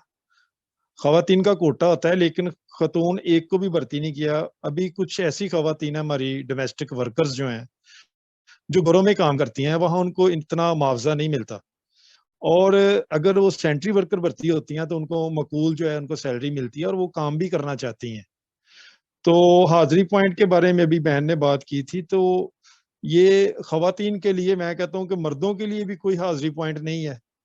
ये ऐसे ही है कि सड़क के जो है नुक्कर पे या किसी थड़ी पर बैठकर ऐसे ही हाजिरी लगाई जाती है। एक बंदा जो है सुपरवाइजर इंस्पेक्टर जो है वो चेयर पर बैठा होता है, बाकी सारे नीचे जो है सड़क पर बैठे होते हैं।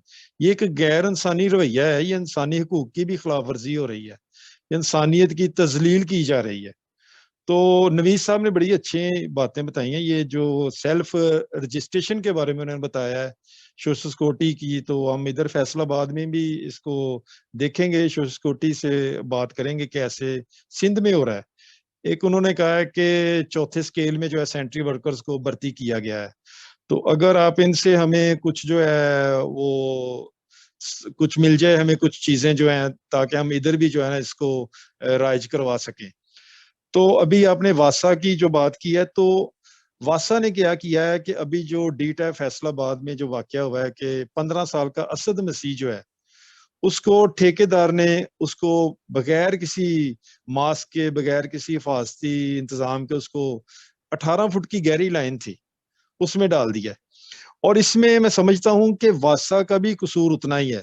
वासा ने क्या है कि मेन जो लाइनें हैं उन पर उनको प्राइवेट जो ठेकेदार हैं उनको दे दिया है कि वो इनकी डिसिल्टिंग करें, और उनके साथ कोई एसओपीज का जो है उनके साथ मुआयदा नहीं किया।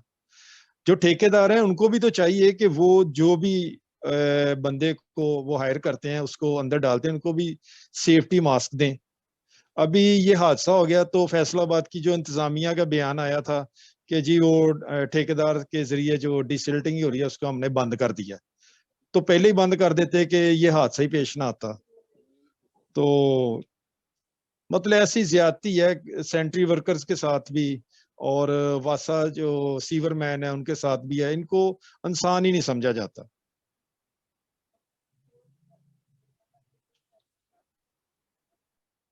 शुक्रिया। इब्रार साहब, आप बात खत्म कर चुके हैं अपनी? जी जी। अच्छा, बहुत शुक्रिया। अच्छा सुजैन, आपसे जो है मैं ये चाहूंगी कि आप अपना पॉइंट ऑफ व्यू दें कि ये एक मार्जिनाइज कम्युनिटी है, ये हम सब मानते हैं कि एज अ लेबर जो है इनकी रिकॉग्नाइजेशन उस तरह से नहीं होती है, ऑनरशिप नहीं है। तो सोसाइटल एटीट्यूड्स क्या है इनके लिए ना, सोसाइटी इनको कैसे ट्रीट करती है, या वो जो माइंडसेट है वो किस तरह से सैनिटरी वर्कर्स को या सिवरमैन्स को जो है वो ट्रीट करता है? आजिया, सोसाइटी का जो रवैया है या बिहेवियर इश्यूज हैं, देखिए सोसाइटी उनको एक्सेप्ट ही नहीं करती। सबसे पहली बात, जब आप किसी को बताते हैं कि आपका प्रोफेशन ये है, तो सोसाइटी या आपके इर्द गिर्द रहने वाले लोग जो हैं वो एक्सेप्ट ही नहीं करते। उनका ख्याल है कि जैसे आप आप कचरा उठाते हैं लेकिन आप खुद भी बिल्कुल उसी की तरह हैं। मतलब they don't pay you respect. आपको अपने साथ नहीं बिठाना पसंद करेंगे, आपके साथ खाना पसंद नहीं करेंगे, इवन आपसे बात करना भी पसंद नहीं करेंगे। आपसे एक फासला रख के अगर दूर से आपसे बस जब उन्हें अपने मतलब का काम हो, सफाई सुथराई से रिलेटेड बात होगी तो वो आपसे करेंगे। जो उनका काम है वो एक, अगर हम देखें सैनिटरी वर्कर्स का काम, वो आपकी जगह को साफ करते हैं, आपके लिए एक बेहतर एनवायरनमेंट वो क्रिएट करते हैं। उनकी वजह से आपका एनवायरनमेंट साफ है, आपकी प्लेसेस साफ हैं। लेकिन हम एज अ सोसाइटी उनके साथ फेयर ट्रीटमेंट करने में फेल हैं। उनको वो उनके काम की, उनके लेबर को रिस्पेक्ट पे करने में हम फेल सोसाइटी हैं। अपार्ट फ्रॉम दैट, अगर आप देखें जहाँ वो रह रहे होते हैं बहुत ज्यादा, आप देखें जहाँ सैनिटरी वर्कर्स की सोसाइटी या जहाँ पे उनके घर हैं, उनके आसपास के लोग उनको बिल्कुल कट ऑफ कर देते हैं अपने साथ, उनका मेल जोल नहीं रखते, वो उन लोगों से बात भी करना पसंद नहीं करते। बहुत सारे लोगों के साथ ऐसे भी इश्यूज हैं कि उन्हें अपने घर लेने तक में मुश्किल आई है कि जी, अगर उनसे पूछा जाता है कि इवन कच्ची आबादियों में वो रह रहे होते हैं, लेकिन उनसे पूछा जाता है कि आप कहाँ, आप क्या करते हैं, क्या काम करते हैं, किस इदारे से मुंसलिक हैं, जैसी वो बताते हैं उनके लिए वो जगह भी अवेलेबल नहीं रहती है। लोग उन्हें वो जगह भी प्रोवाइड करना नहीं चाहते कि उनको घर मिल सके। उसके बाद जब देखा जाए, अगर उनकी एक और इम्पोर्टेंट पॉइंट ये कि बिहेवियर की बात अगर देखी जाए, तो जो रवैया है जिसे हम कहते हैं कट ऑफ प्रैक्टिस जो होती है, जिसे हम कहते हैं किसी चीज बिल्कुल उनसे एक लिंक को खत्म कर देने वाली प्रैक्टिसेस है हमारी।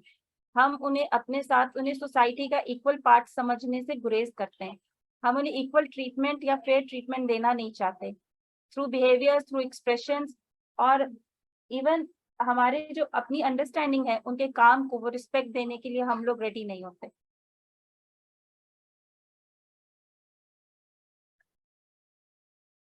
जी, आप बात खत्म कर चुकी हैं? जी। बहुत शुक्रिया सुजैन आपका। नवीद अंती साहब जो है हमारे साथ हैं, एक पॉलिटिकल जो है रिकॉग्नाइजेशन अपनी रखते हैं सिंध के अंदर।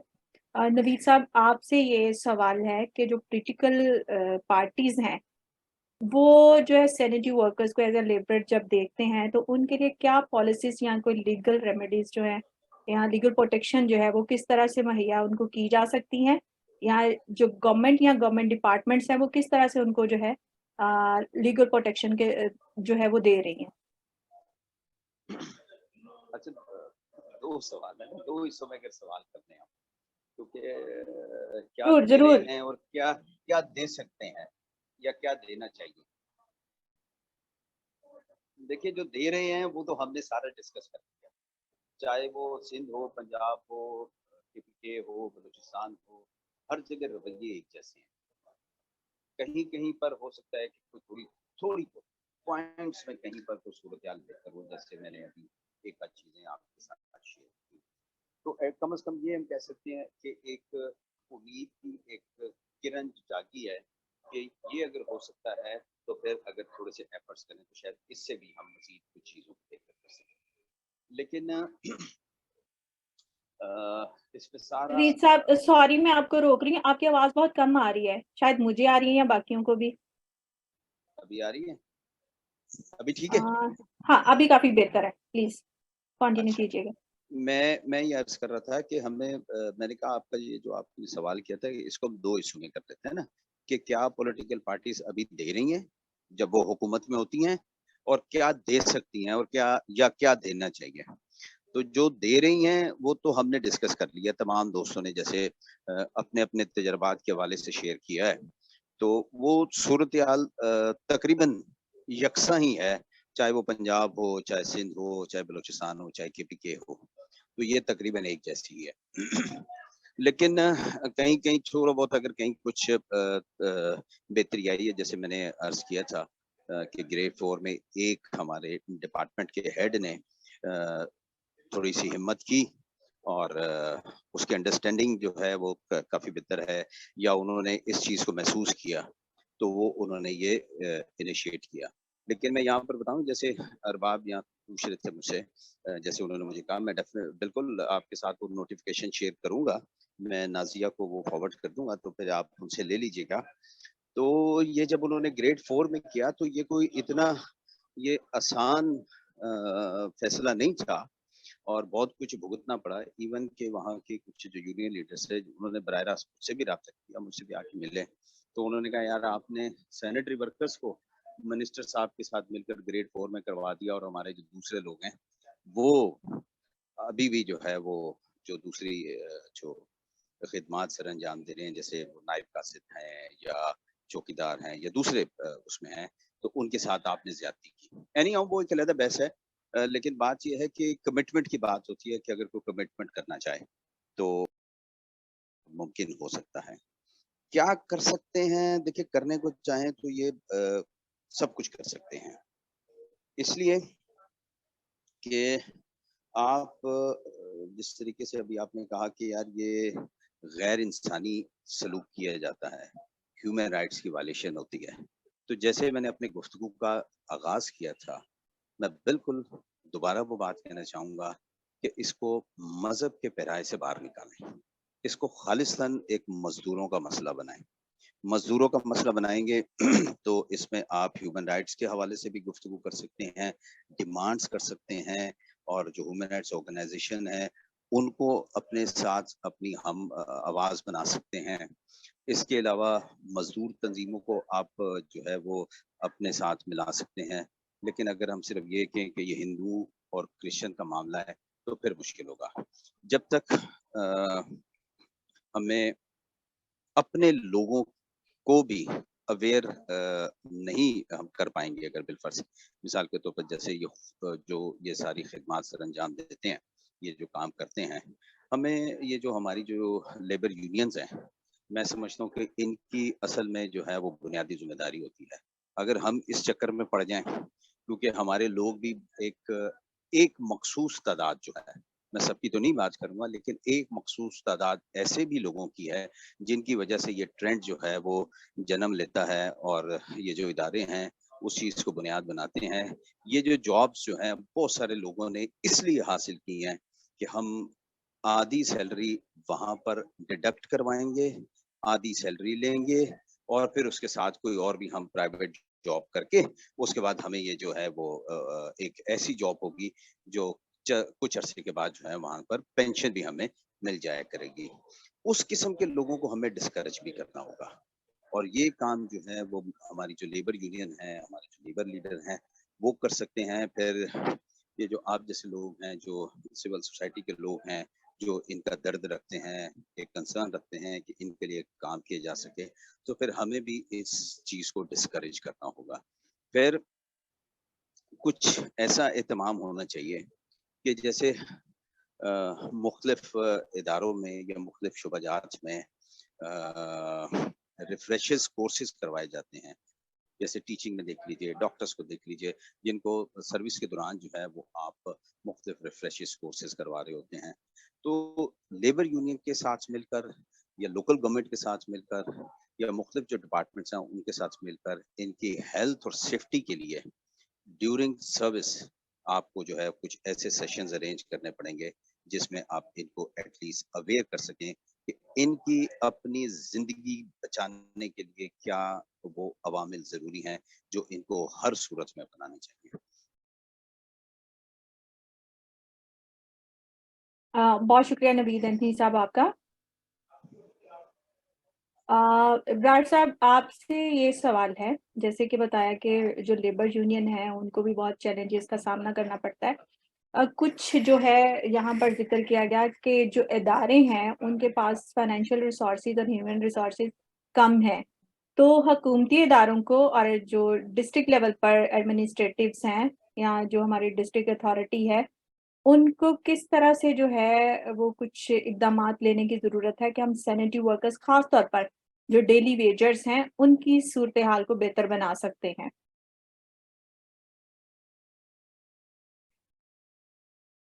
इब्रार साहब, आपका माइक म्यूट है।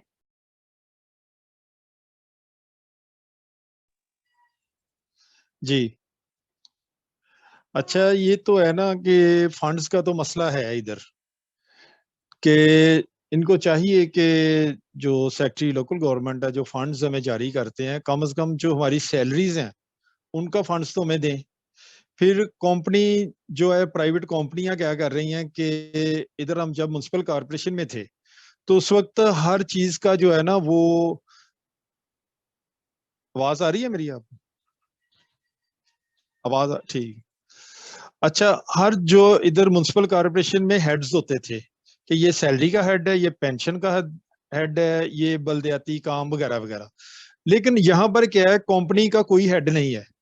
जब फंड्स आते हैं तो ये अपनी मर्जी से जो है ना वो फंड को इस्तेमाल कर लेते हैं, बाद में हमें ये कहते हैं कि हमारे पास सैलरी के लिए पैसे नहीं है। ठीक है, तो जो पीएफसी शेयर जो हमें हुकूमत की तरफ से मिलता है वो भी हमारे 3 माह का मिलता है पीएफसी शेयर, और वो उसमें सिर्फ मेरा 2 माह की सैलरी हम दे सकते हैं, और उसके बाद जो कर्जे की किस्त आती है तो उसमें जो है सैलरी जो पूरी होती है। हम कई सालों से जो है ना हम ये फेस कर रहे हैं कि हमारे जो ईद है, हमारे त्यौहार है, क्रिसमस का त्यौहार है, तो अक्सर हमें एहतजाज करना पड़ता है सैलरी के लिए। तो हमने दूसरी सहूलतें क्या इन्होंने हमें देनी है, हम जो सैलरी के लिए जो हम इनकी जो है ना एहतजाज करते हैं उसके लिए जो है हम कोशिश करते रहते हैं। तो इसके साथ साथ मैं अभी जो सोशल सिक्योरिटी के लिए जो है वो जो है हम जैसा नवीद साहब ने कहा उसके लिए तो हम कोशिश करेंगे। तो फंड्स का जो है वो इशू तो जो है हुकूमत को हल करना चाहिए, उसके लिए जो है वो तो जरूरी है। अगर नहीं करना तो फिर ये कंपनियां जो हैं इन्होंने सुपरवाइजरी स्टाफ इतना ज्यादा रख लिया है, वर्कर्स जो है उनकी तादाद नहीं बढ़ाई, और मजीद AM DM operation manager GM साहब और ये इतनी ज्यादा सैलरी हम दे रहे हैं इनको, उनको खत्म करके फिर कारपोरेशन के सुपुर्द कर दें। और कारपोरेशन जो है सैनिटेशन का जो अदारा है उसको पहले भी चला रहे थे, तो अभी इसको बेहतर तरीके से चला सकते हैं अगर इन्होंने फंड्स नहीं देने।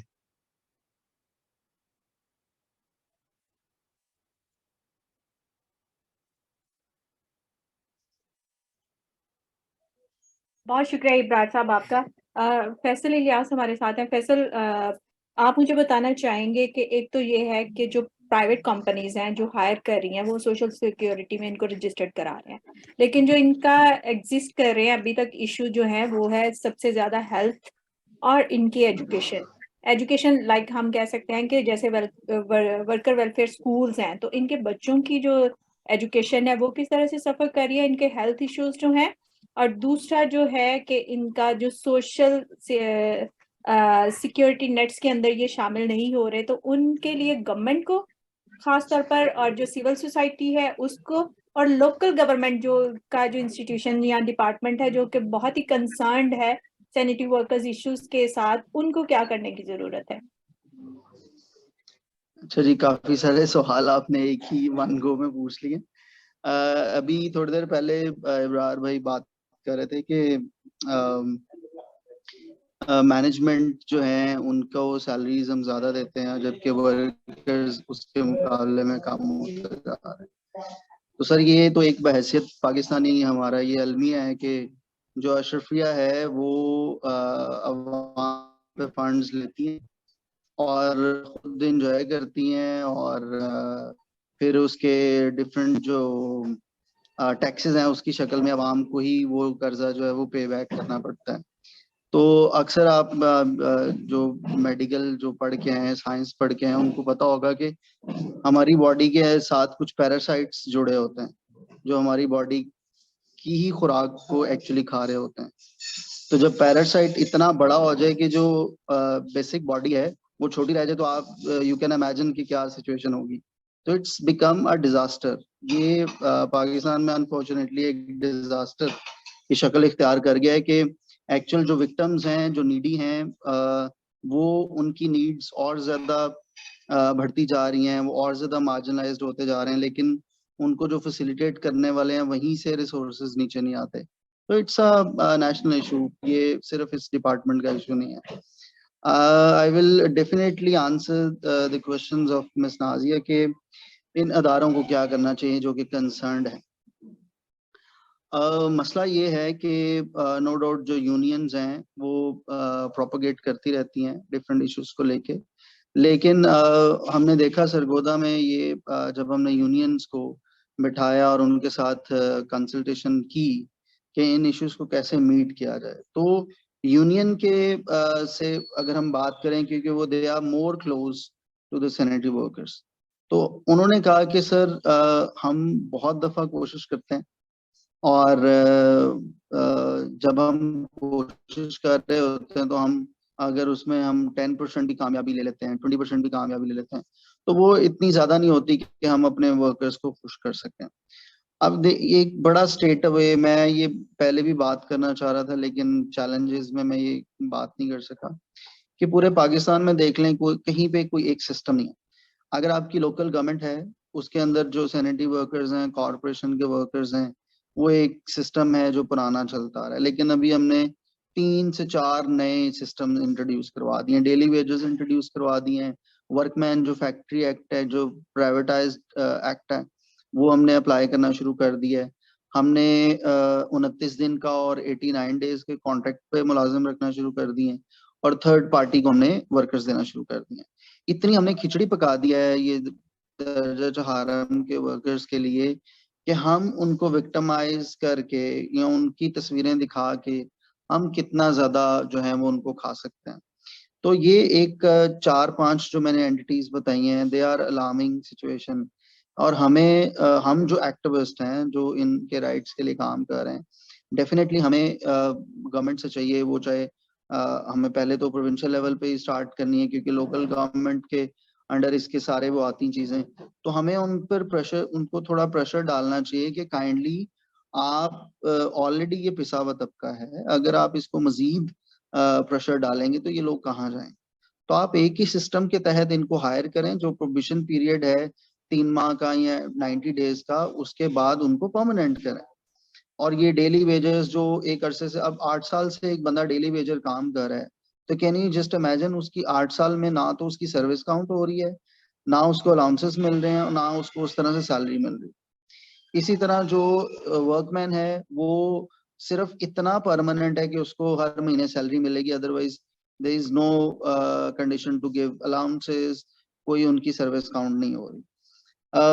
तीसरा जो मैंने पॉइंट बताया था कि जो थर्ड पार्टी हैं, डेफिनेटली वो अगर सोशल सिक्योरिटी के साथ जाते हैं तो फिर वो हो सकते हैं कुछ उनको बेनिफिट मिल जाए, अदरवाइज उनकी सैलरीज उस तरह से नहीं है, ठीक है। और जो कॉन्ट्रैक्टर्स हैं वो अपनी मर्जी की सैलरी देते हैं और अपनी मर्जी के मुताबिक उनको जिस भी डेट में उन्होंने सैलरी देनी होती है।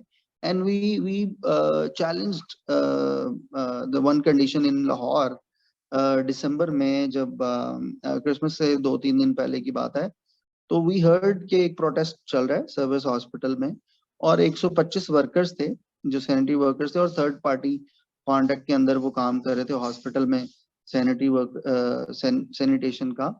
और हमने जब जाके उनसे बात की तो उनकी जो कॉन्ट्रैक्टर थी मिस किरण, उन्होंने कहा कि देखें जी, हमें 27 लाख रुपए का चेक मिलता है, और जबकि हमारे जो वर्कर्स हैं उनकी सैलरी जो है वो पेंडिंग है, और ये कोई 30 से 35 लाख रुपए मजीद देंगे तो हम उनको सैलरीज दें। खैर हमारी एक इंटरफेथ हार्मनी कमेटी बनी हुई है सर्विस हॉस्पिटल में। जब हमने कमेटी में उस इशू को उठाया तो डायरेक्टर फाइनेंस को बुलाया, हॉस्पिटल के एमएस को बुलाया, और बाकी लोगों को हमने शामिल किया। हमारे जो मेंबर थे वो भी उसमें शामिल हुए, जो national lobbying delegation for minority rights को रिप्रेजेंट करते हैं। वहां पे इशू ये आया कि उन्होंने, डायरेक्टर फाइनेंस ने कहा कि देखें, हम तो जो हमारे साथ कांटेक्ट हुआ है उसके मुताबिक तो हम इनको पैसे दे रहे हैं, आगे ये वर्कर्स को नहीं दे रहे, तो ये हमारा मसला तो नहीं है। खैर हमने मिलजुल के बात की, उन्होंने कहा कि they will be celebrating Christmas on 25th, तो आप हमारी रिक्वेस्ट पे काइंडली इनको फैसिलिटेट करें। सो खैर 2 दिन पहले उन्हें सैलरीज मिल गई और वो दे वर हैप्पी, और प्रोटेस्ट जो है वो खत्म। कहने का मतलब ये है कि ये वो प्रैक्टिसेस हैं जो हर अदारे के साथ जुड़े हुए लोग हैं, जो उनके वर्कर्स हैं, उनको फैसिलिटेट करना चाहिए। अभी हमने रिसेंटली शेखुपुरा में देखा कि 2 मंथ्स की सैलरीज जो है वो डिलेड थी। फिर हमने डीसी से मिले, एडीसीआर से मिले, सीओ से मिले, एंड देन ऑलमोस्ट 1 मंथ के डिले के बाद उन्हें सैलरीज जो है वो इशू की गई सैनिटरी वर्कर्स को। तो अगेन मैं ये कहूंगा कि सबसे पहले जो यूनियंस हैं जो डायरेक्टली कंसर्न्ड हैं वर्कर्स के साथ, उन्हें अपनी पॉलिसीज देखनी चाहिए, डायरेक्ट वो किस तरह से उनको फैसिलिटेट कर सकते हैं, और गाहे बगाहे इस पे प्रोटेस्ट करें, इन पे एप्लीकेशंस लिखें सेक्रेटरी को कि वो जितने डेली वेजर्स हैं, जितने कॉन्ट्रैक्ट पे, हम सबको रेगुलराइज किया जाए। जितने ज्यादा वर्कर्स रेगुलराइज होंगे उतनी स्ट्रेंथन होंगी हमारी यूनियंस जो उनके राइट्स के लिए काम करती हैं। उसके ऊपर जो यूनियंस के ऊपर आ जाता है जो जो लोकल जो कॉर्पोरेशन का ऑफिस है, सुजैन मैं हमारे सिर्फ साथ है, सुजैन जैसे 1 मिनट लूंगा। उसके ऊपर आ जाते हैं सीओ और उनका जो डिपार्टमेंट है। तो डेफिनेटली सीओ के साथ जब आप बात करते हैं तो वो ये कहते हैं कि जी हम बाउंड हैं, हमारे पास जो सेक्रेटरी साहब से या लोकल गवर्नमेंट से जो पॉलिसीज आती हैं या जो फ्रेमवर्क बन के आता है, हम उसको इम्प्लीमेंट करने के मजाज हैं, हम उससे वायलेट नहीं कर सकते। जब हम ऊपर जाते हैं तो ऊपर पता चलता है कि जी कौमी खजाने में पैसे नहीं है और हम इससे ज्यादा बजट जो है वो अफोर्ड नहीं कर सकते। तो ट्रिकल डाउन इफेक्ट है, ऊपर से चीजें जब नीचे आती हैं तो वो आते आते जो लास्ट बेनिफिशियरी है उसके पास कुछ नहीं बचता। तो यस, इट्स अ प्रोसेस, हमें इसको कंटिन्यू रखना पड़ेगा, कोशिश करते रहना पड़ेगा। जहां जहां पे हम ह्यूमन राइट्स को इन्वॉल्व कर सकते हैं, हम अपनी अदालतों को कह सकते हैं कि जो रिट पिटिशंस दायर हुई हुई हैं उनको एक्सपेडाइट करें, हमारी यूनियंस थोड़ी एक्टिव हों, प्रोटेस्ट किए जाएं, लोगों को उनके राइट्स के बारे में बताया जाए। तो मेरे ख्याल में ये सब हम सब की जिम्मेदारी है कि हम अपने उस पिसे हुए तबके को सपोर्ट करें, अपलिफ्ट करें, उस जो वॉइसलेस है, जो होपलेस है, उसकी होप बने, वॉइस बने। और ये जो आज का प्रोग्राम है, it's one of the examples कि हम उनके लिए कुछ कर रहे हैं। Thank you.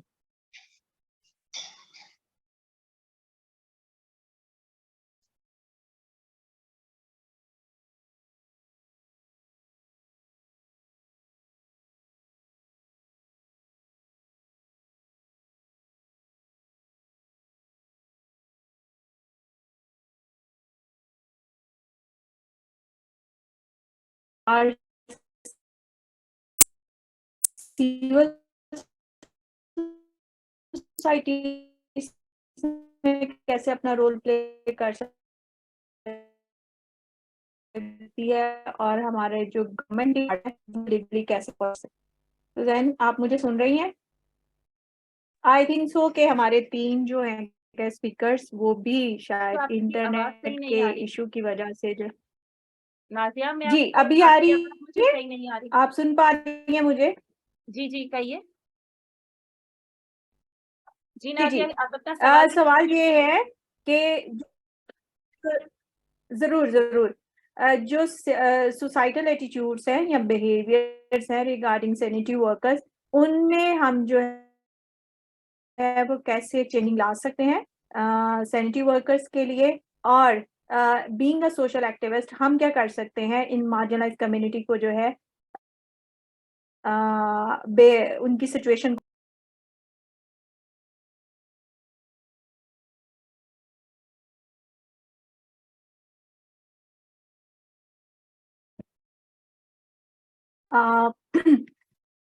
नाजिया आप सवाल रिपीट कर देंगी? आप सबके आवाज लिए ब्रेक हो रही है आपकी, आप म्यूट पे चली गई थी। अगर आप दोबारा कह देंगी तो मुझे समझने में आसानी है।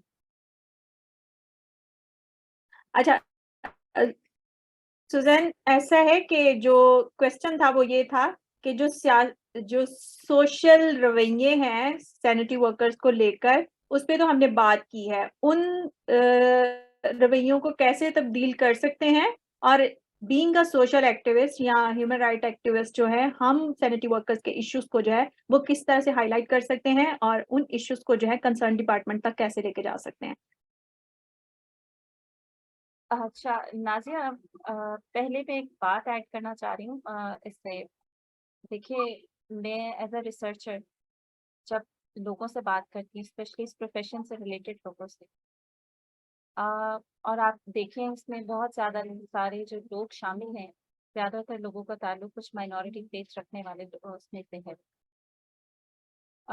कुछ लोगों का मानना ये है कि ये जो जॉब्स हैं स्पेसिफिक जो दी जाती है, जब इसमें मेंशन कर दिया जाता है फॉर माइनॉरिटी, तो ये एक स्पेशल सोच है हमारी सोसाइटी की कि इस जॉब में सिर्फ माइनॉरिटी फेस रखने वालों को ही क्यों इन्वॉल्व किया जाता है या क्यों मेंशन किया जाता है।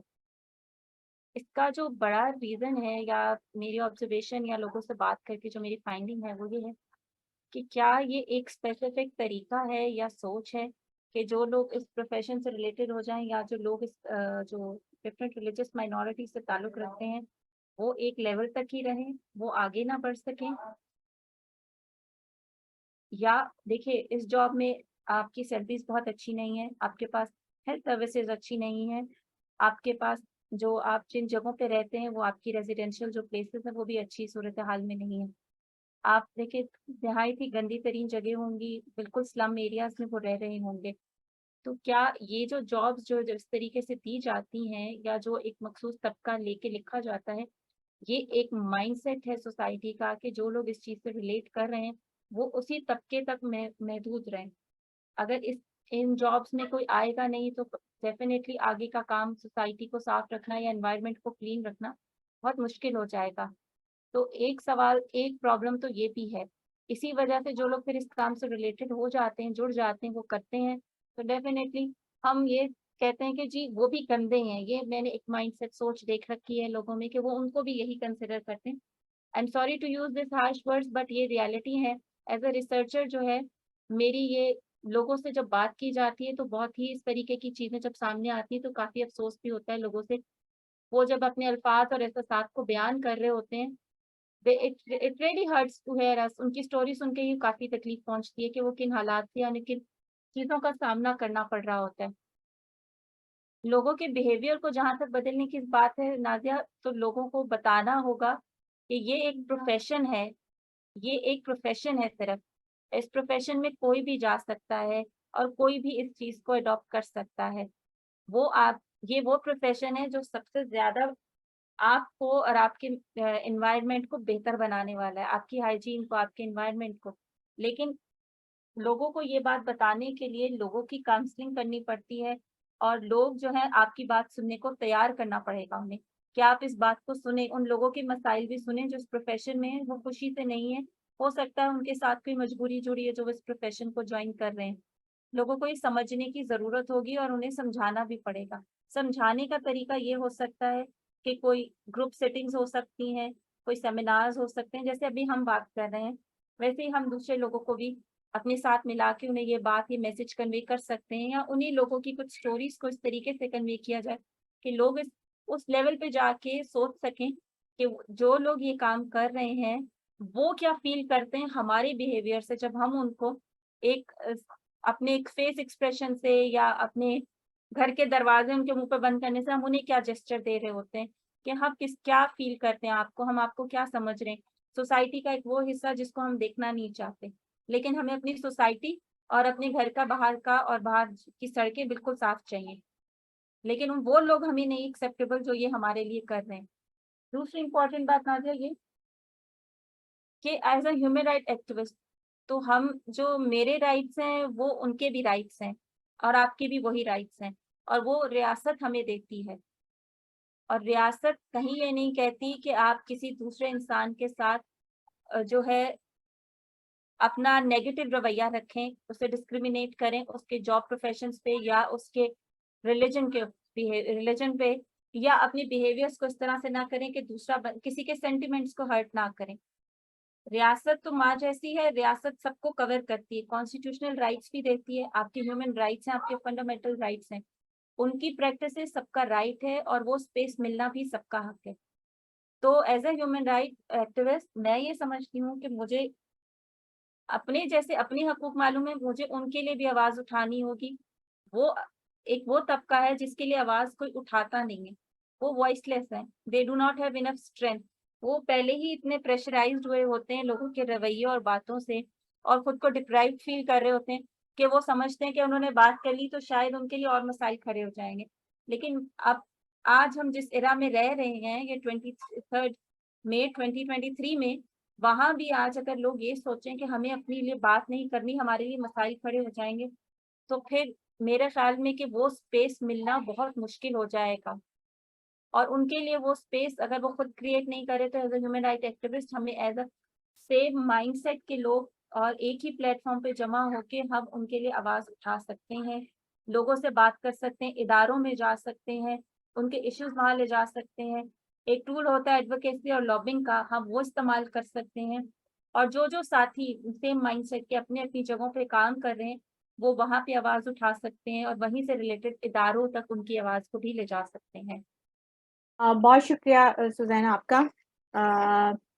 अभी जो है बहुत सारी जो चीज़ें हैं, रिकमेंडेशंस जो हैं वो आपकी तरफ से आई हैं। एक तो ये है कि लोकल गवर्नमेंट का जो इदारा है उसको जो है सबसे ज़्यादा इस पे काम करने की ज़रूरत है। दूसरा, हमने डिस्क्रिमिनेटरी लैंग्वेज का जो है वो बोला है कि जो एडवर्टाइजमेंट्स होती हैं खासतौर पर सैनिटरी वर्कर्स को लेकर, तो national commission for human rights Punjab chapter ने जो है काफ़ी अच्छा जो है इस पे काम किया है। उन्होंने एक नोटिफिकेशन जो है वो सर्कुलेट किया कि कोई भी अदारा जो है जब वो एडवर्टाइजमेंट करेगा तो उसके अंदर जो है स्पेसिफिक किसी भी मजहब के को जो है वो मेंशन उसमें नहीं किया जाएगा। तो ये काफ़ी जो है कुछ ऐसे इदारे हैं जिन्होंने इस पे जो है वो काम करना शुरू किया है। बहुत ही क्विक जो है फैसल और इब्रार साहब और सुजैन, अगर कोई पॉइंट छूट गया है विदिन जो है सेकंड्स आप अपना पॉइंट जो है वो शेयर कर सकते हैं, फिर जो है आफ्ताब साहब जो है वो आगे के प्रोग्राम को जो है वो लेके चलेंगे, क्योंकि आज का टाइम जो है काफ़ी ज़्यादा हो चुका है, 1 आवर से काफ़ी ऊपर चला गया। तो विद इन सेकेंड कोई ऐसा पॉइंट जो छूट गया है तो उसको जरूर शेयर करें, देन जो है वो आफ्ताब साहब जो है इसको कंक्लूड करेंगे। Thank you.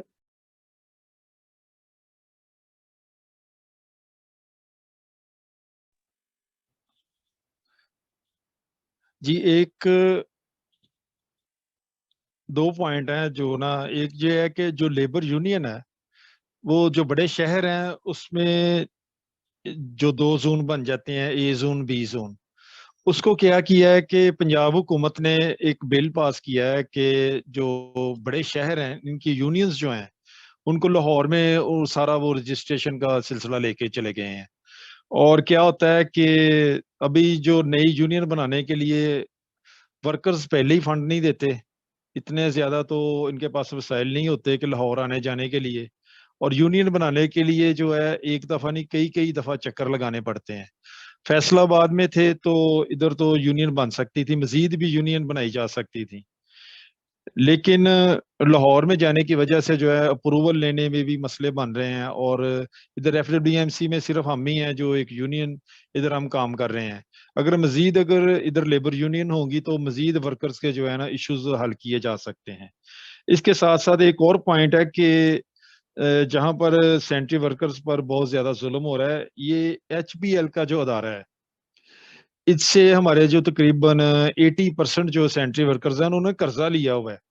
अच्छा, अब ये देखें कि कर्जा असल किया है, तनख्वाह जो है वो तो अदारे की वजह से लेट होती है, वर्कर तो अपनी मेहनत से पूरी से काम करते हैं, तनख्वाह लेट हो जाती है अदारे की वजह से या हुकूमत की वजह से फंड्स नहीं आते, और लेट होने की वजह से जो है सेंट्री वर्कर्स जो हैं इनकी तनख्वाहों में 1300-1400 रुपया जो है इनको जुर्माना डाल दिया जाता है। तो ये भी हुकूमती सतह पर इस पर भी जो है ना एक्शन लेना चाहिए कि ये जो जुर्माने आयद किए जाते हैं इनको भी इनसे रोका जाए। तो बाकी आज का जो प्रोग्राम है आपका वो बड़ा ही अच्छा है, इसमें बहुत सारी चीजें जो हैं वो डिस्कस की गई हैं और सिंध के हवाला से भी काफी ज्यादा अच्छी मालूमात हासिल हुई हैं। नाजिया, मैं एक पॉइंट ऐड कर सकती हूँ? जी जी प्लीज, लेकिन 1 मिनट से ज्यादा भी नहीं। जी जी बिल्कुल नाजिया, बस मेरा पॉइंट ये जो डिस्पैरिटी है उनके वेजेस में ना, और जो वेजेस में और उनके बेनिफिट्स को जो रिसीव करते हैं, मेरा ख्याल है उनके बारे में भी हमें गौर करना चाहिए थोड़ा सा। I think they deserve fair compensation for their work, और जो ओवरऑल वो काम करते हैं और जिस कंडीशन में स्पेसिफिकली वो काम करते हैं। Thank you. शुक्रिया। स्पेशल कोई पॉइंट है?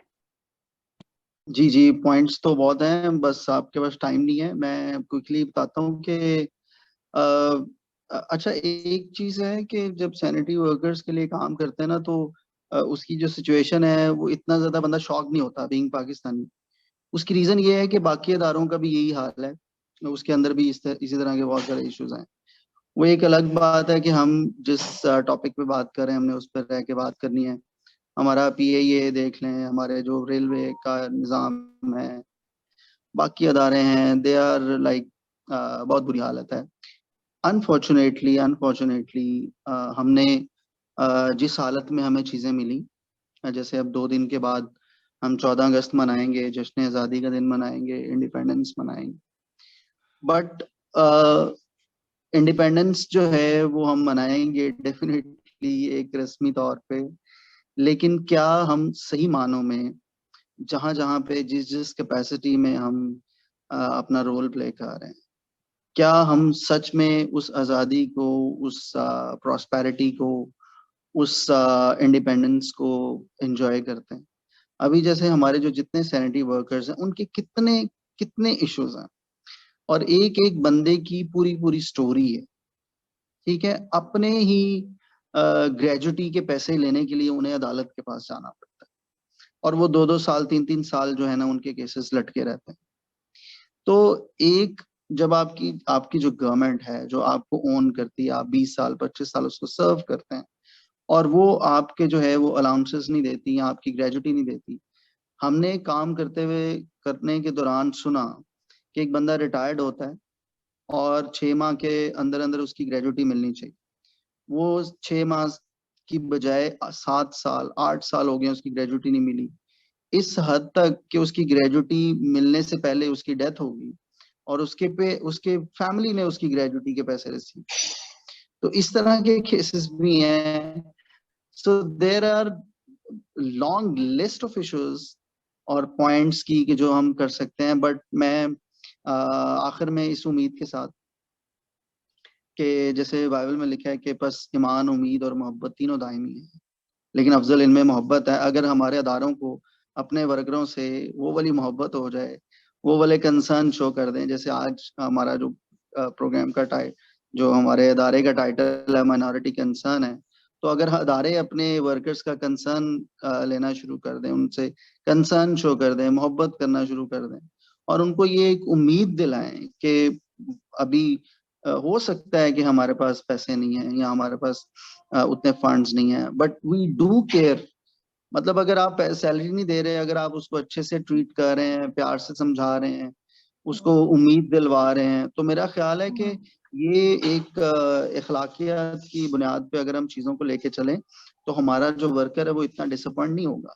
बहुत एक तो हम शुक्रिया पैसे नहीं फैसल देते, दूसरा फिर आपका। हम उसको जो है वो बुरा भला भी कहते हैं। So we are hopeful, I am hopeful के चेंज आएगा, पॉजिटिव चेंज आएगा, और इसी एनर्जी के साथ हम अगर लगे रहेंगे तो definitely we will bring a big change. Thank you so much and best of luck for the future programmes. Thank you. बहुत शुक्रिया, और मेरी तरफ से आप सबका बहुत शुक्रिया, खासतौर पर इब्रार सोहतर साहब आपका, फैसल इलियास साहब का, सुजैन खान साहब का, राम कोहली साहब का जो है वो मैसेज आया कि इंटरनेट की जो इश्यूज हैं वो बहुत ज़्यादा है, जिसकी वजह से वो ज़्यादा देर तक हमारे साथ नहीं रह पाए। पैमिला इमानुअल का, नवीद एंथनी साहब का कि उन्होंने हमें ज्वाइन किया। मेरी गिल जो है अनफॉर्चुनेटली वो ट्रैवल में थे, जिसकी वजह से वो हमें ज्वाइन नहीं कर पाई। तो ओवर टू यू आफ्ताब साहब। Nazia, thank you very much. मुझे इस बात का एहसास है कि आज का जो मौजू था वो बहुत ही वसी था और हमारे पास वक्त बहुत कम था। हम उस मौजू के तमाम तर जो जहते हैं उन पर बात नहीं कर सके, हमें इसका अफसोस है, लेकिन फिर भी हमारे साथियों ने थोड़े वक्त में बहुत सी चीज़ें जो हैं वो हमारे नाज़रीन के साथ शेयर की हैं, और उन्होंने ना सिर्फ ऐसे इश्यूज पर बात किया जो रोज़मर्रा की ज़िंदगी की है, बल्कि उन्होंने हमें शॉर्ट टर्म, मिड टर्म और लॉन्ग टर्म प्लान की भी बात की है। मैं समझता हूँ कि जो सेंट्री वर्कर्स है, सबसे जो बुनियादी मसला जो मुझे नजर आता है एक इंसान के तौर पे, कि उन्हें वर्कर तो बात की बात है, उन्हें इंसान ही नहीं समझा जाता। हमारे साथियों ने कुछ रिकमेंडेशंस दी हैं, मैं उन्हें रिपीट नहीं करूंगा। नाजिया ने भी कुछ समरी पेश की वक्त के साथ साथ, मैं उसे भी रिपीट नहीं करूंगा, लेकिन मैं ये कहता हूं कि पाकिस्तान में नफरत की बुनियाद पर जुबान जो है वो एक ताज़री जुर्म होना चाहिए किसी भी इंसान के खिलाफ, हाँ उसके मजहब की बुनियाद पर हो या उसके काम की बुनियाद पर हो। दूसरा, सेंट्रल वर्कर्स के लिए एक पॉलिसी जो है वो जरूर आनी चाहिए हुकूमती सतह पर। एक अच्छी बात ये हुई है कि ह्यूमन राइट्स जो है हुकूमत का ह्यूमन राइट्स कमीशन, उसने एक बहुत अच्छी रिपोर्ट जो है वो सेंट्रल वर्कर्स पर शाया की है, मेरे ख्याल 2 साल पहले शाया की है।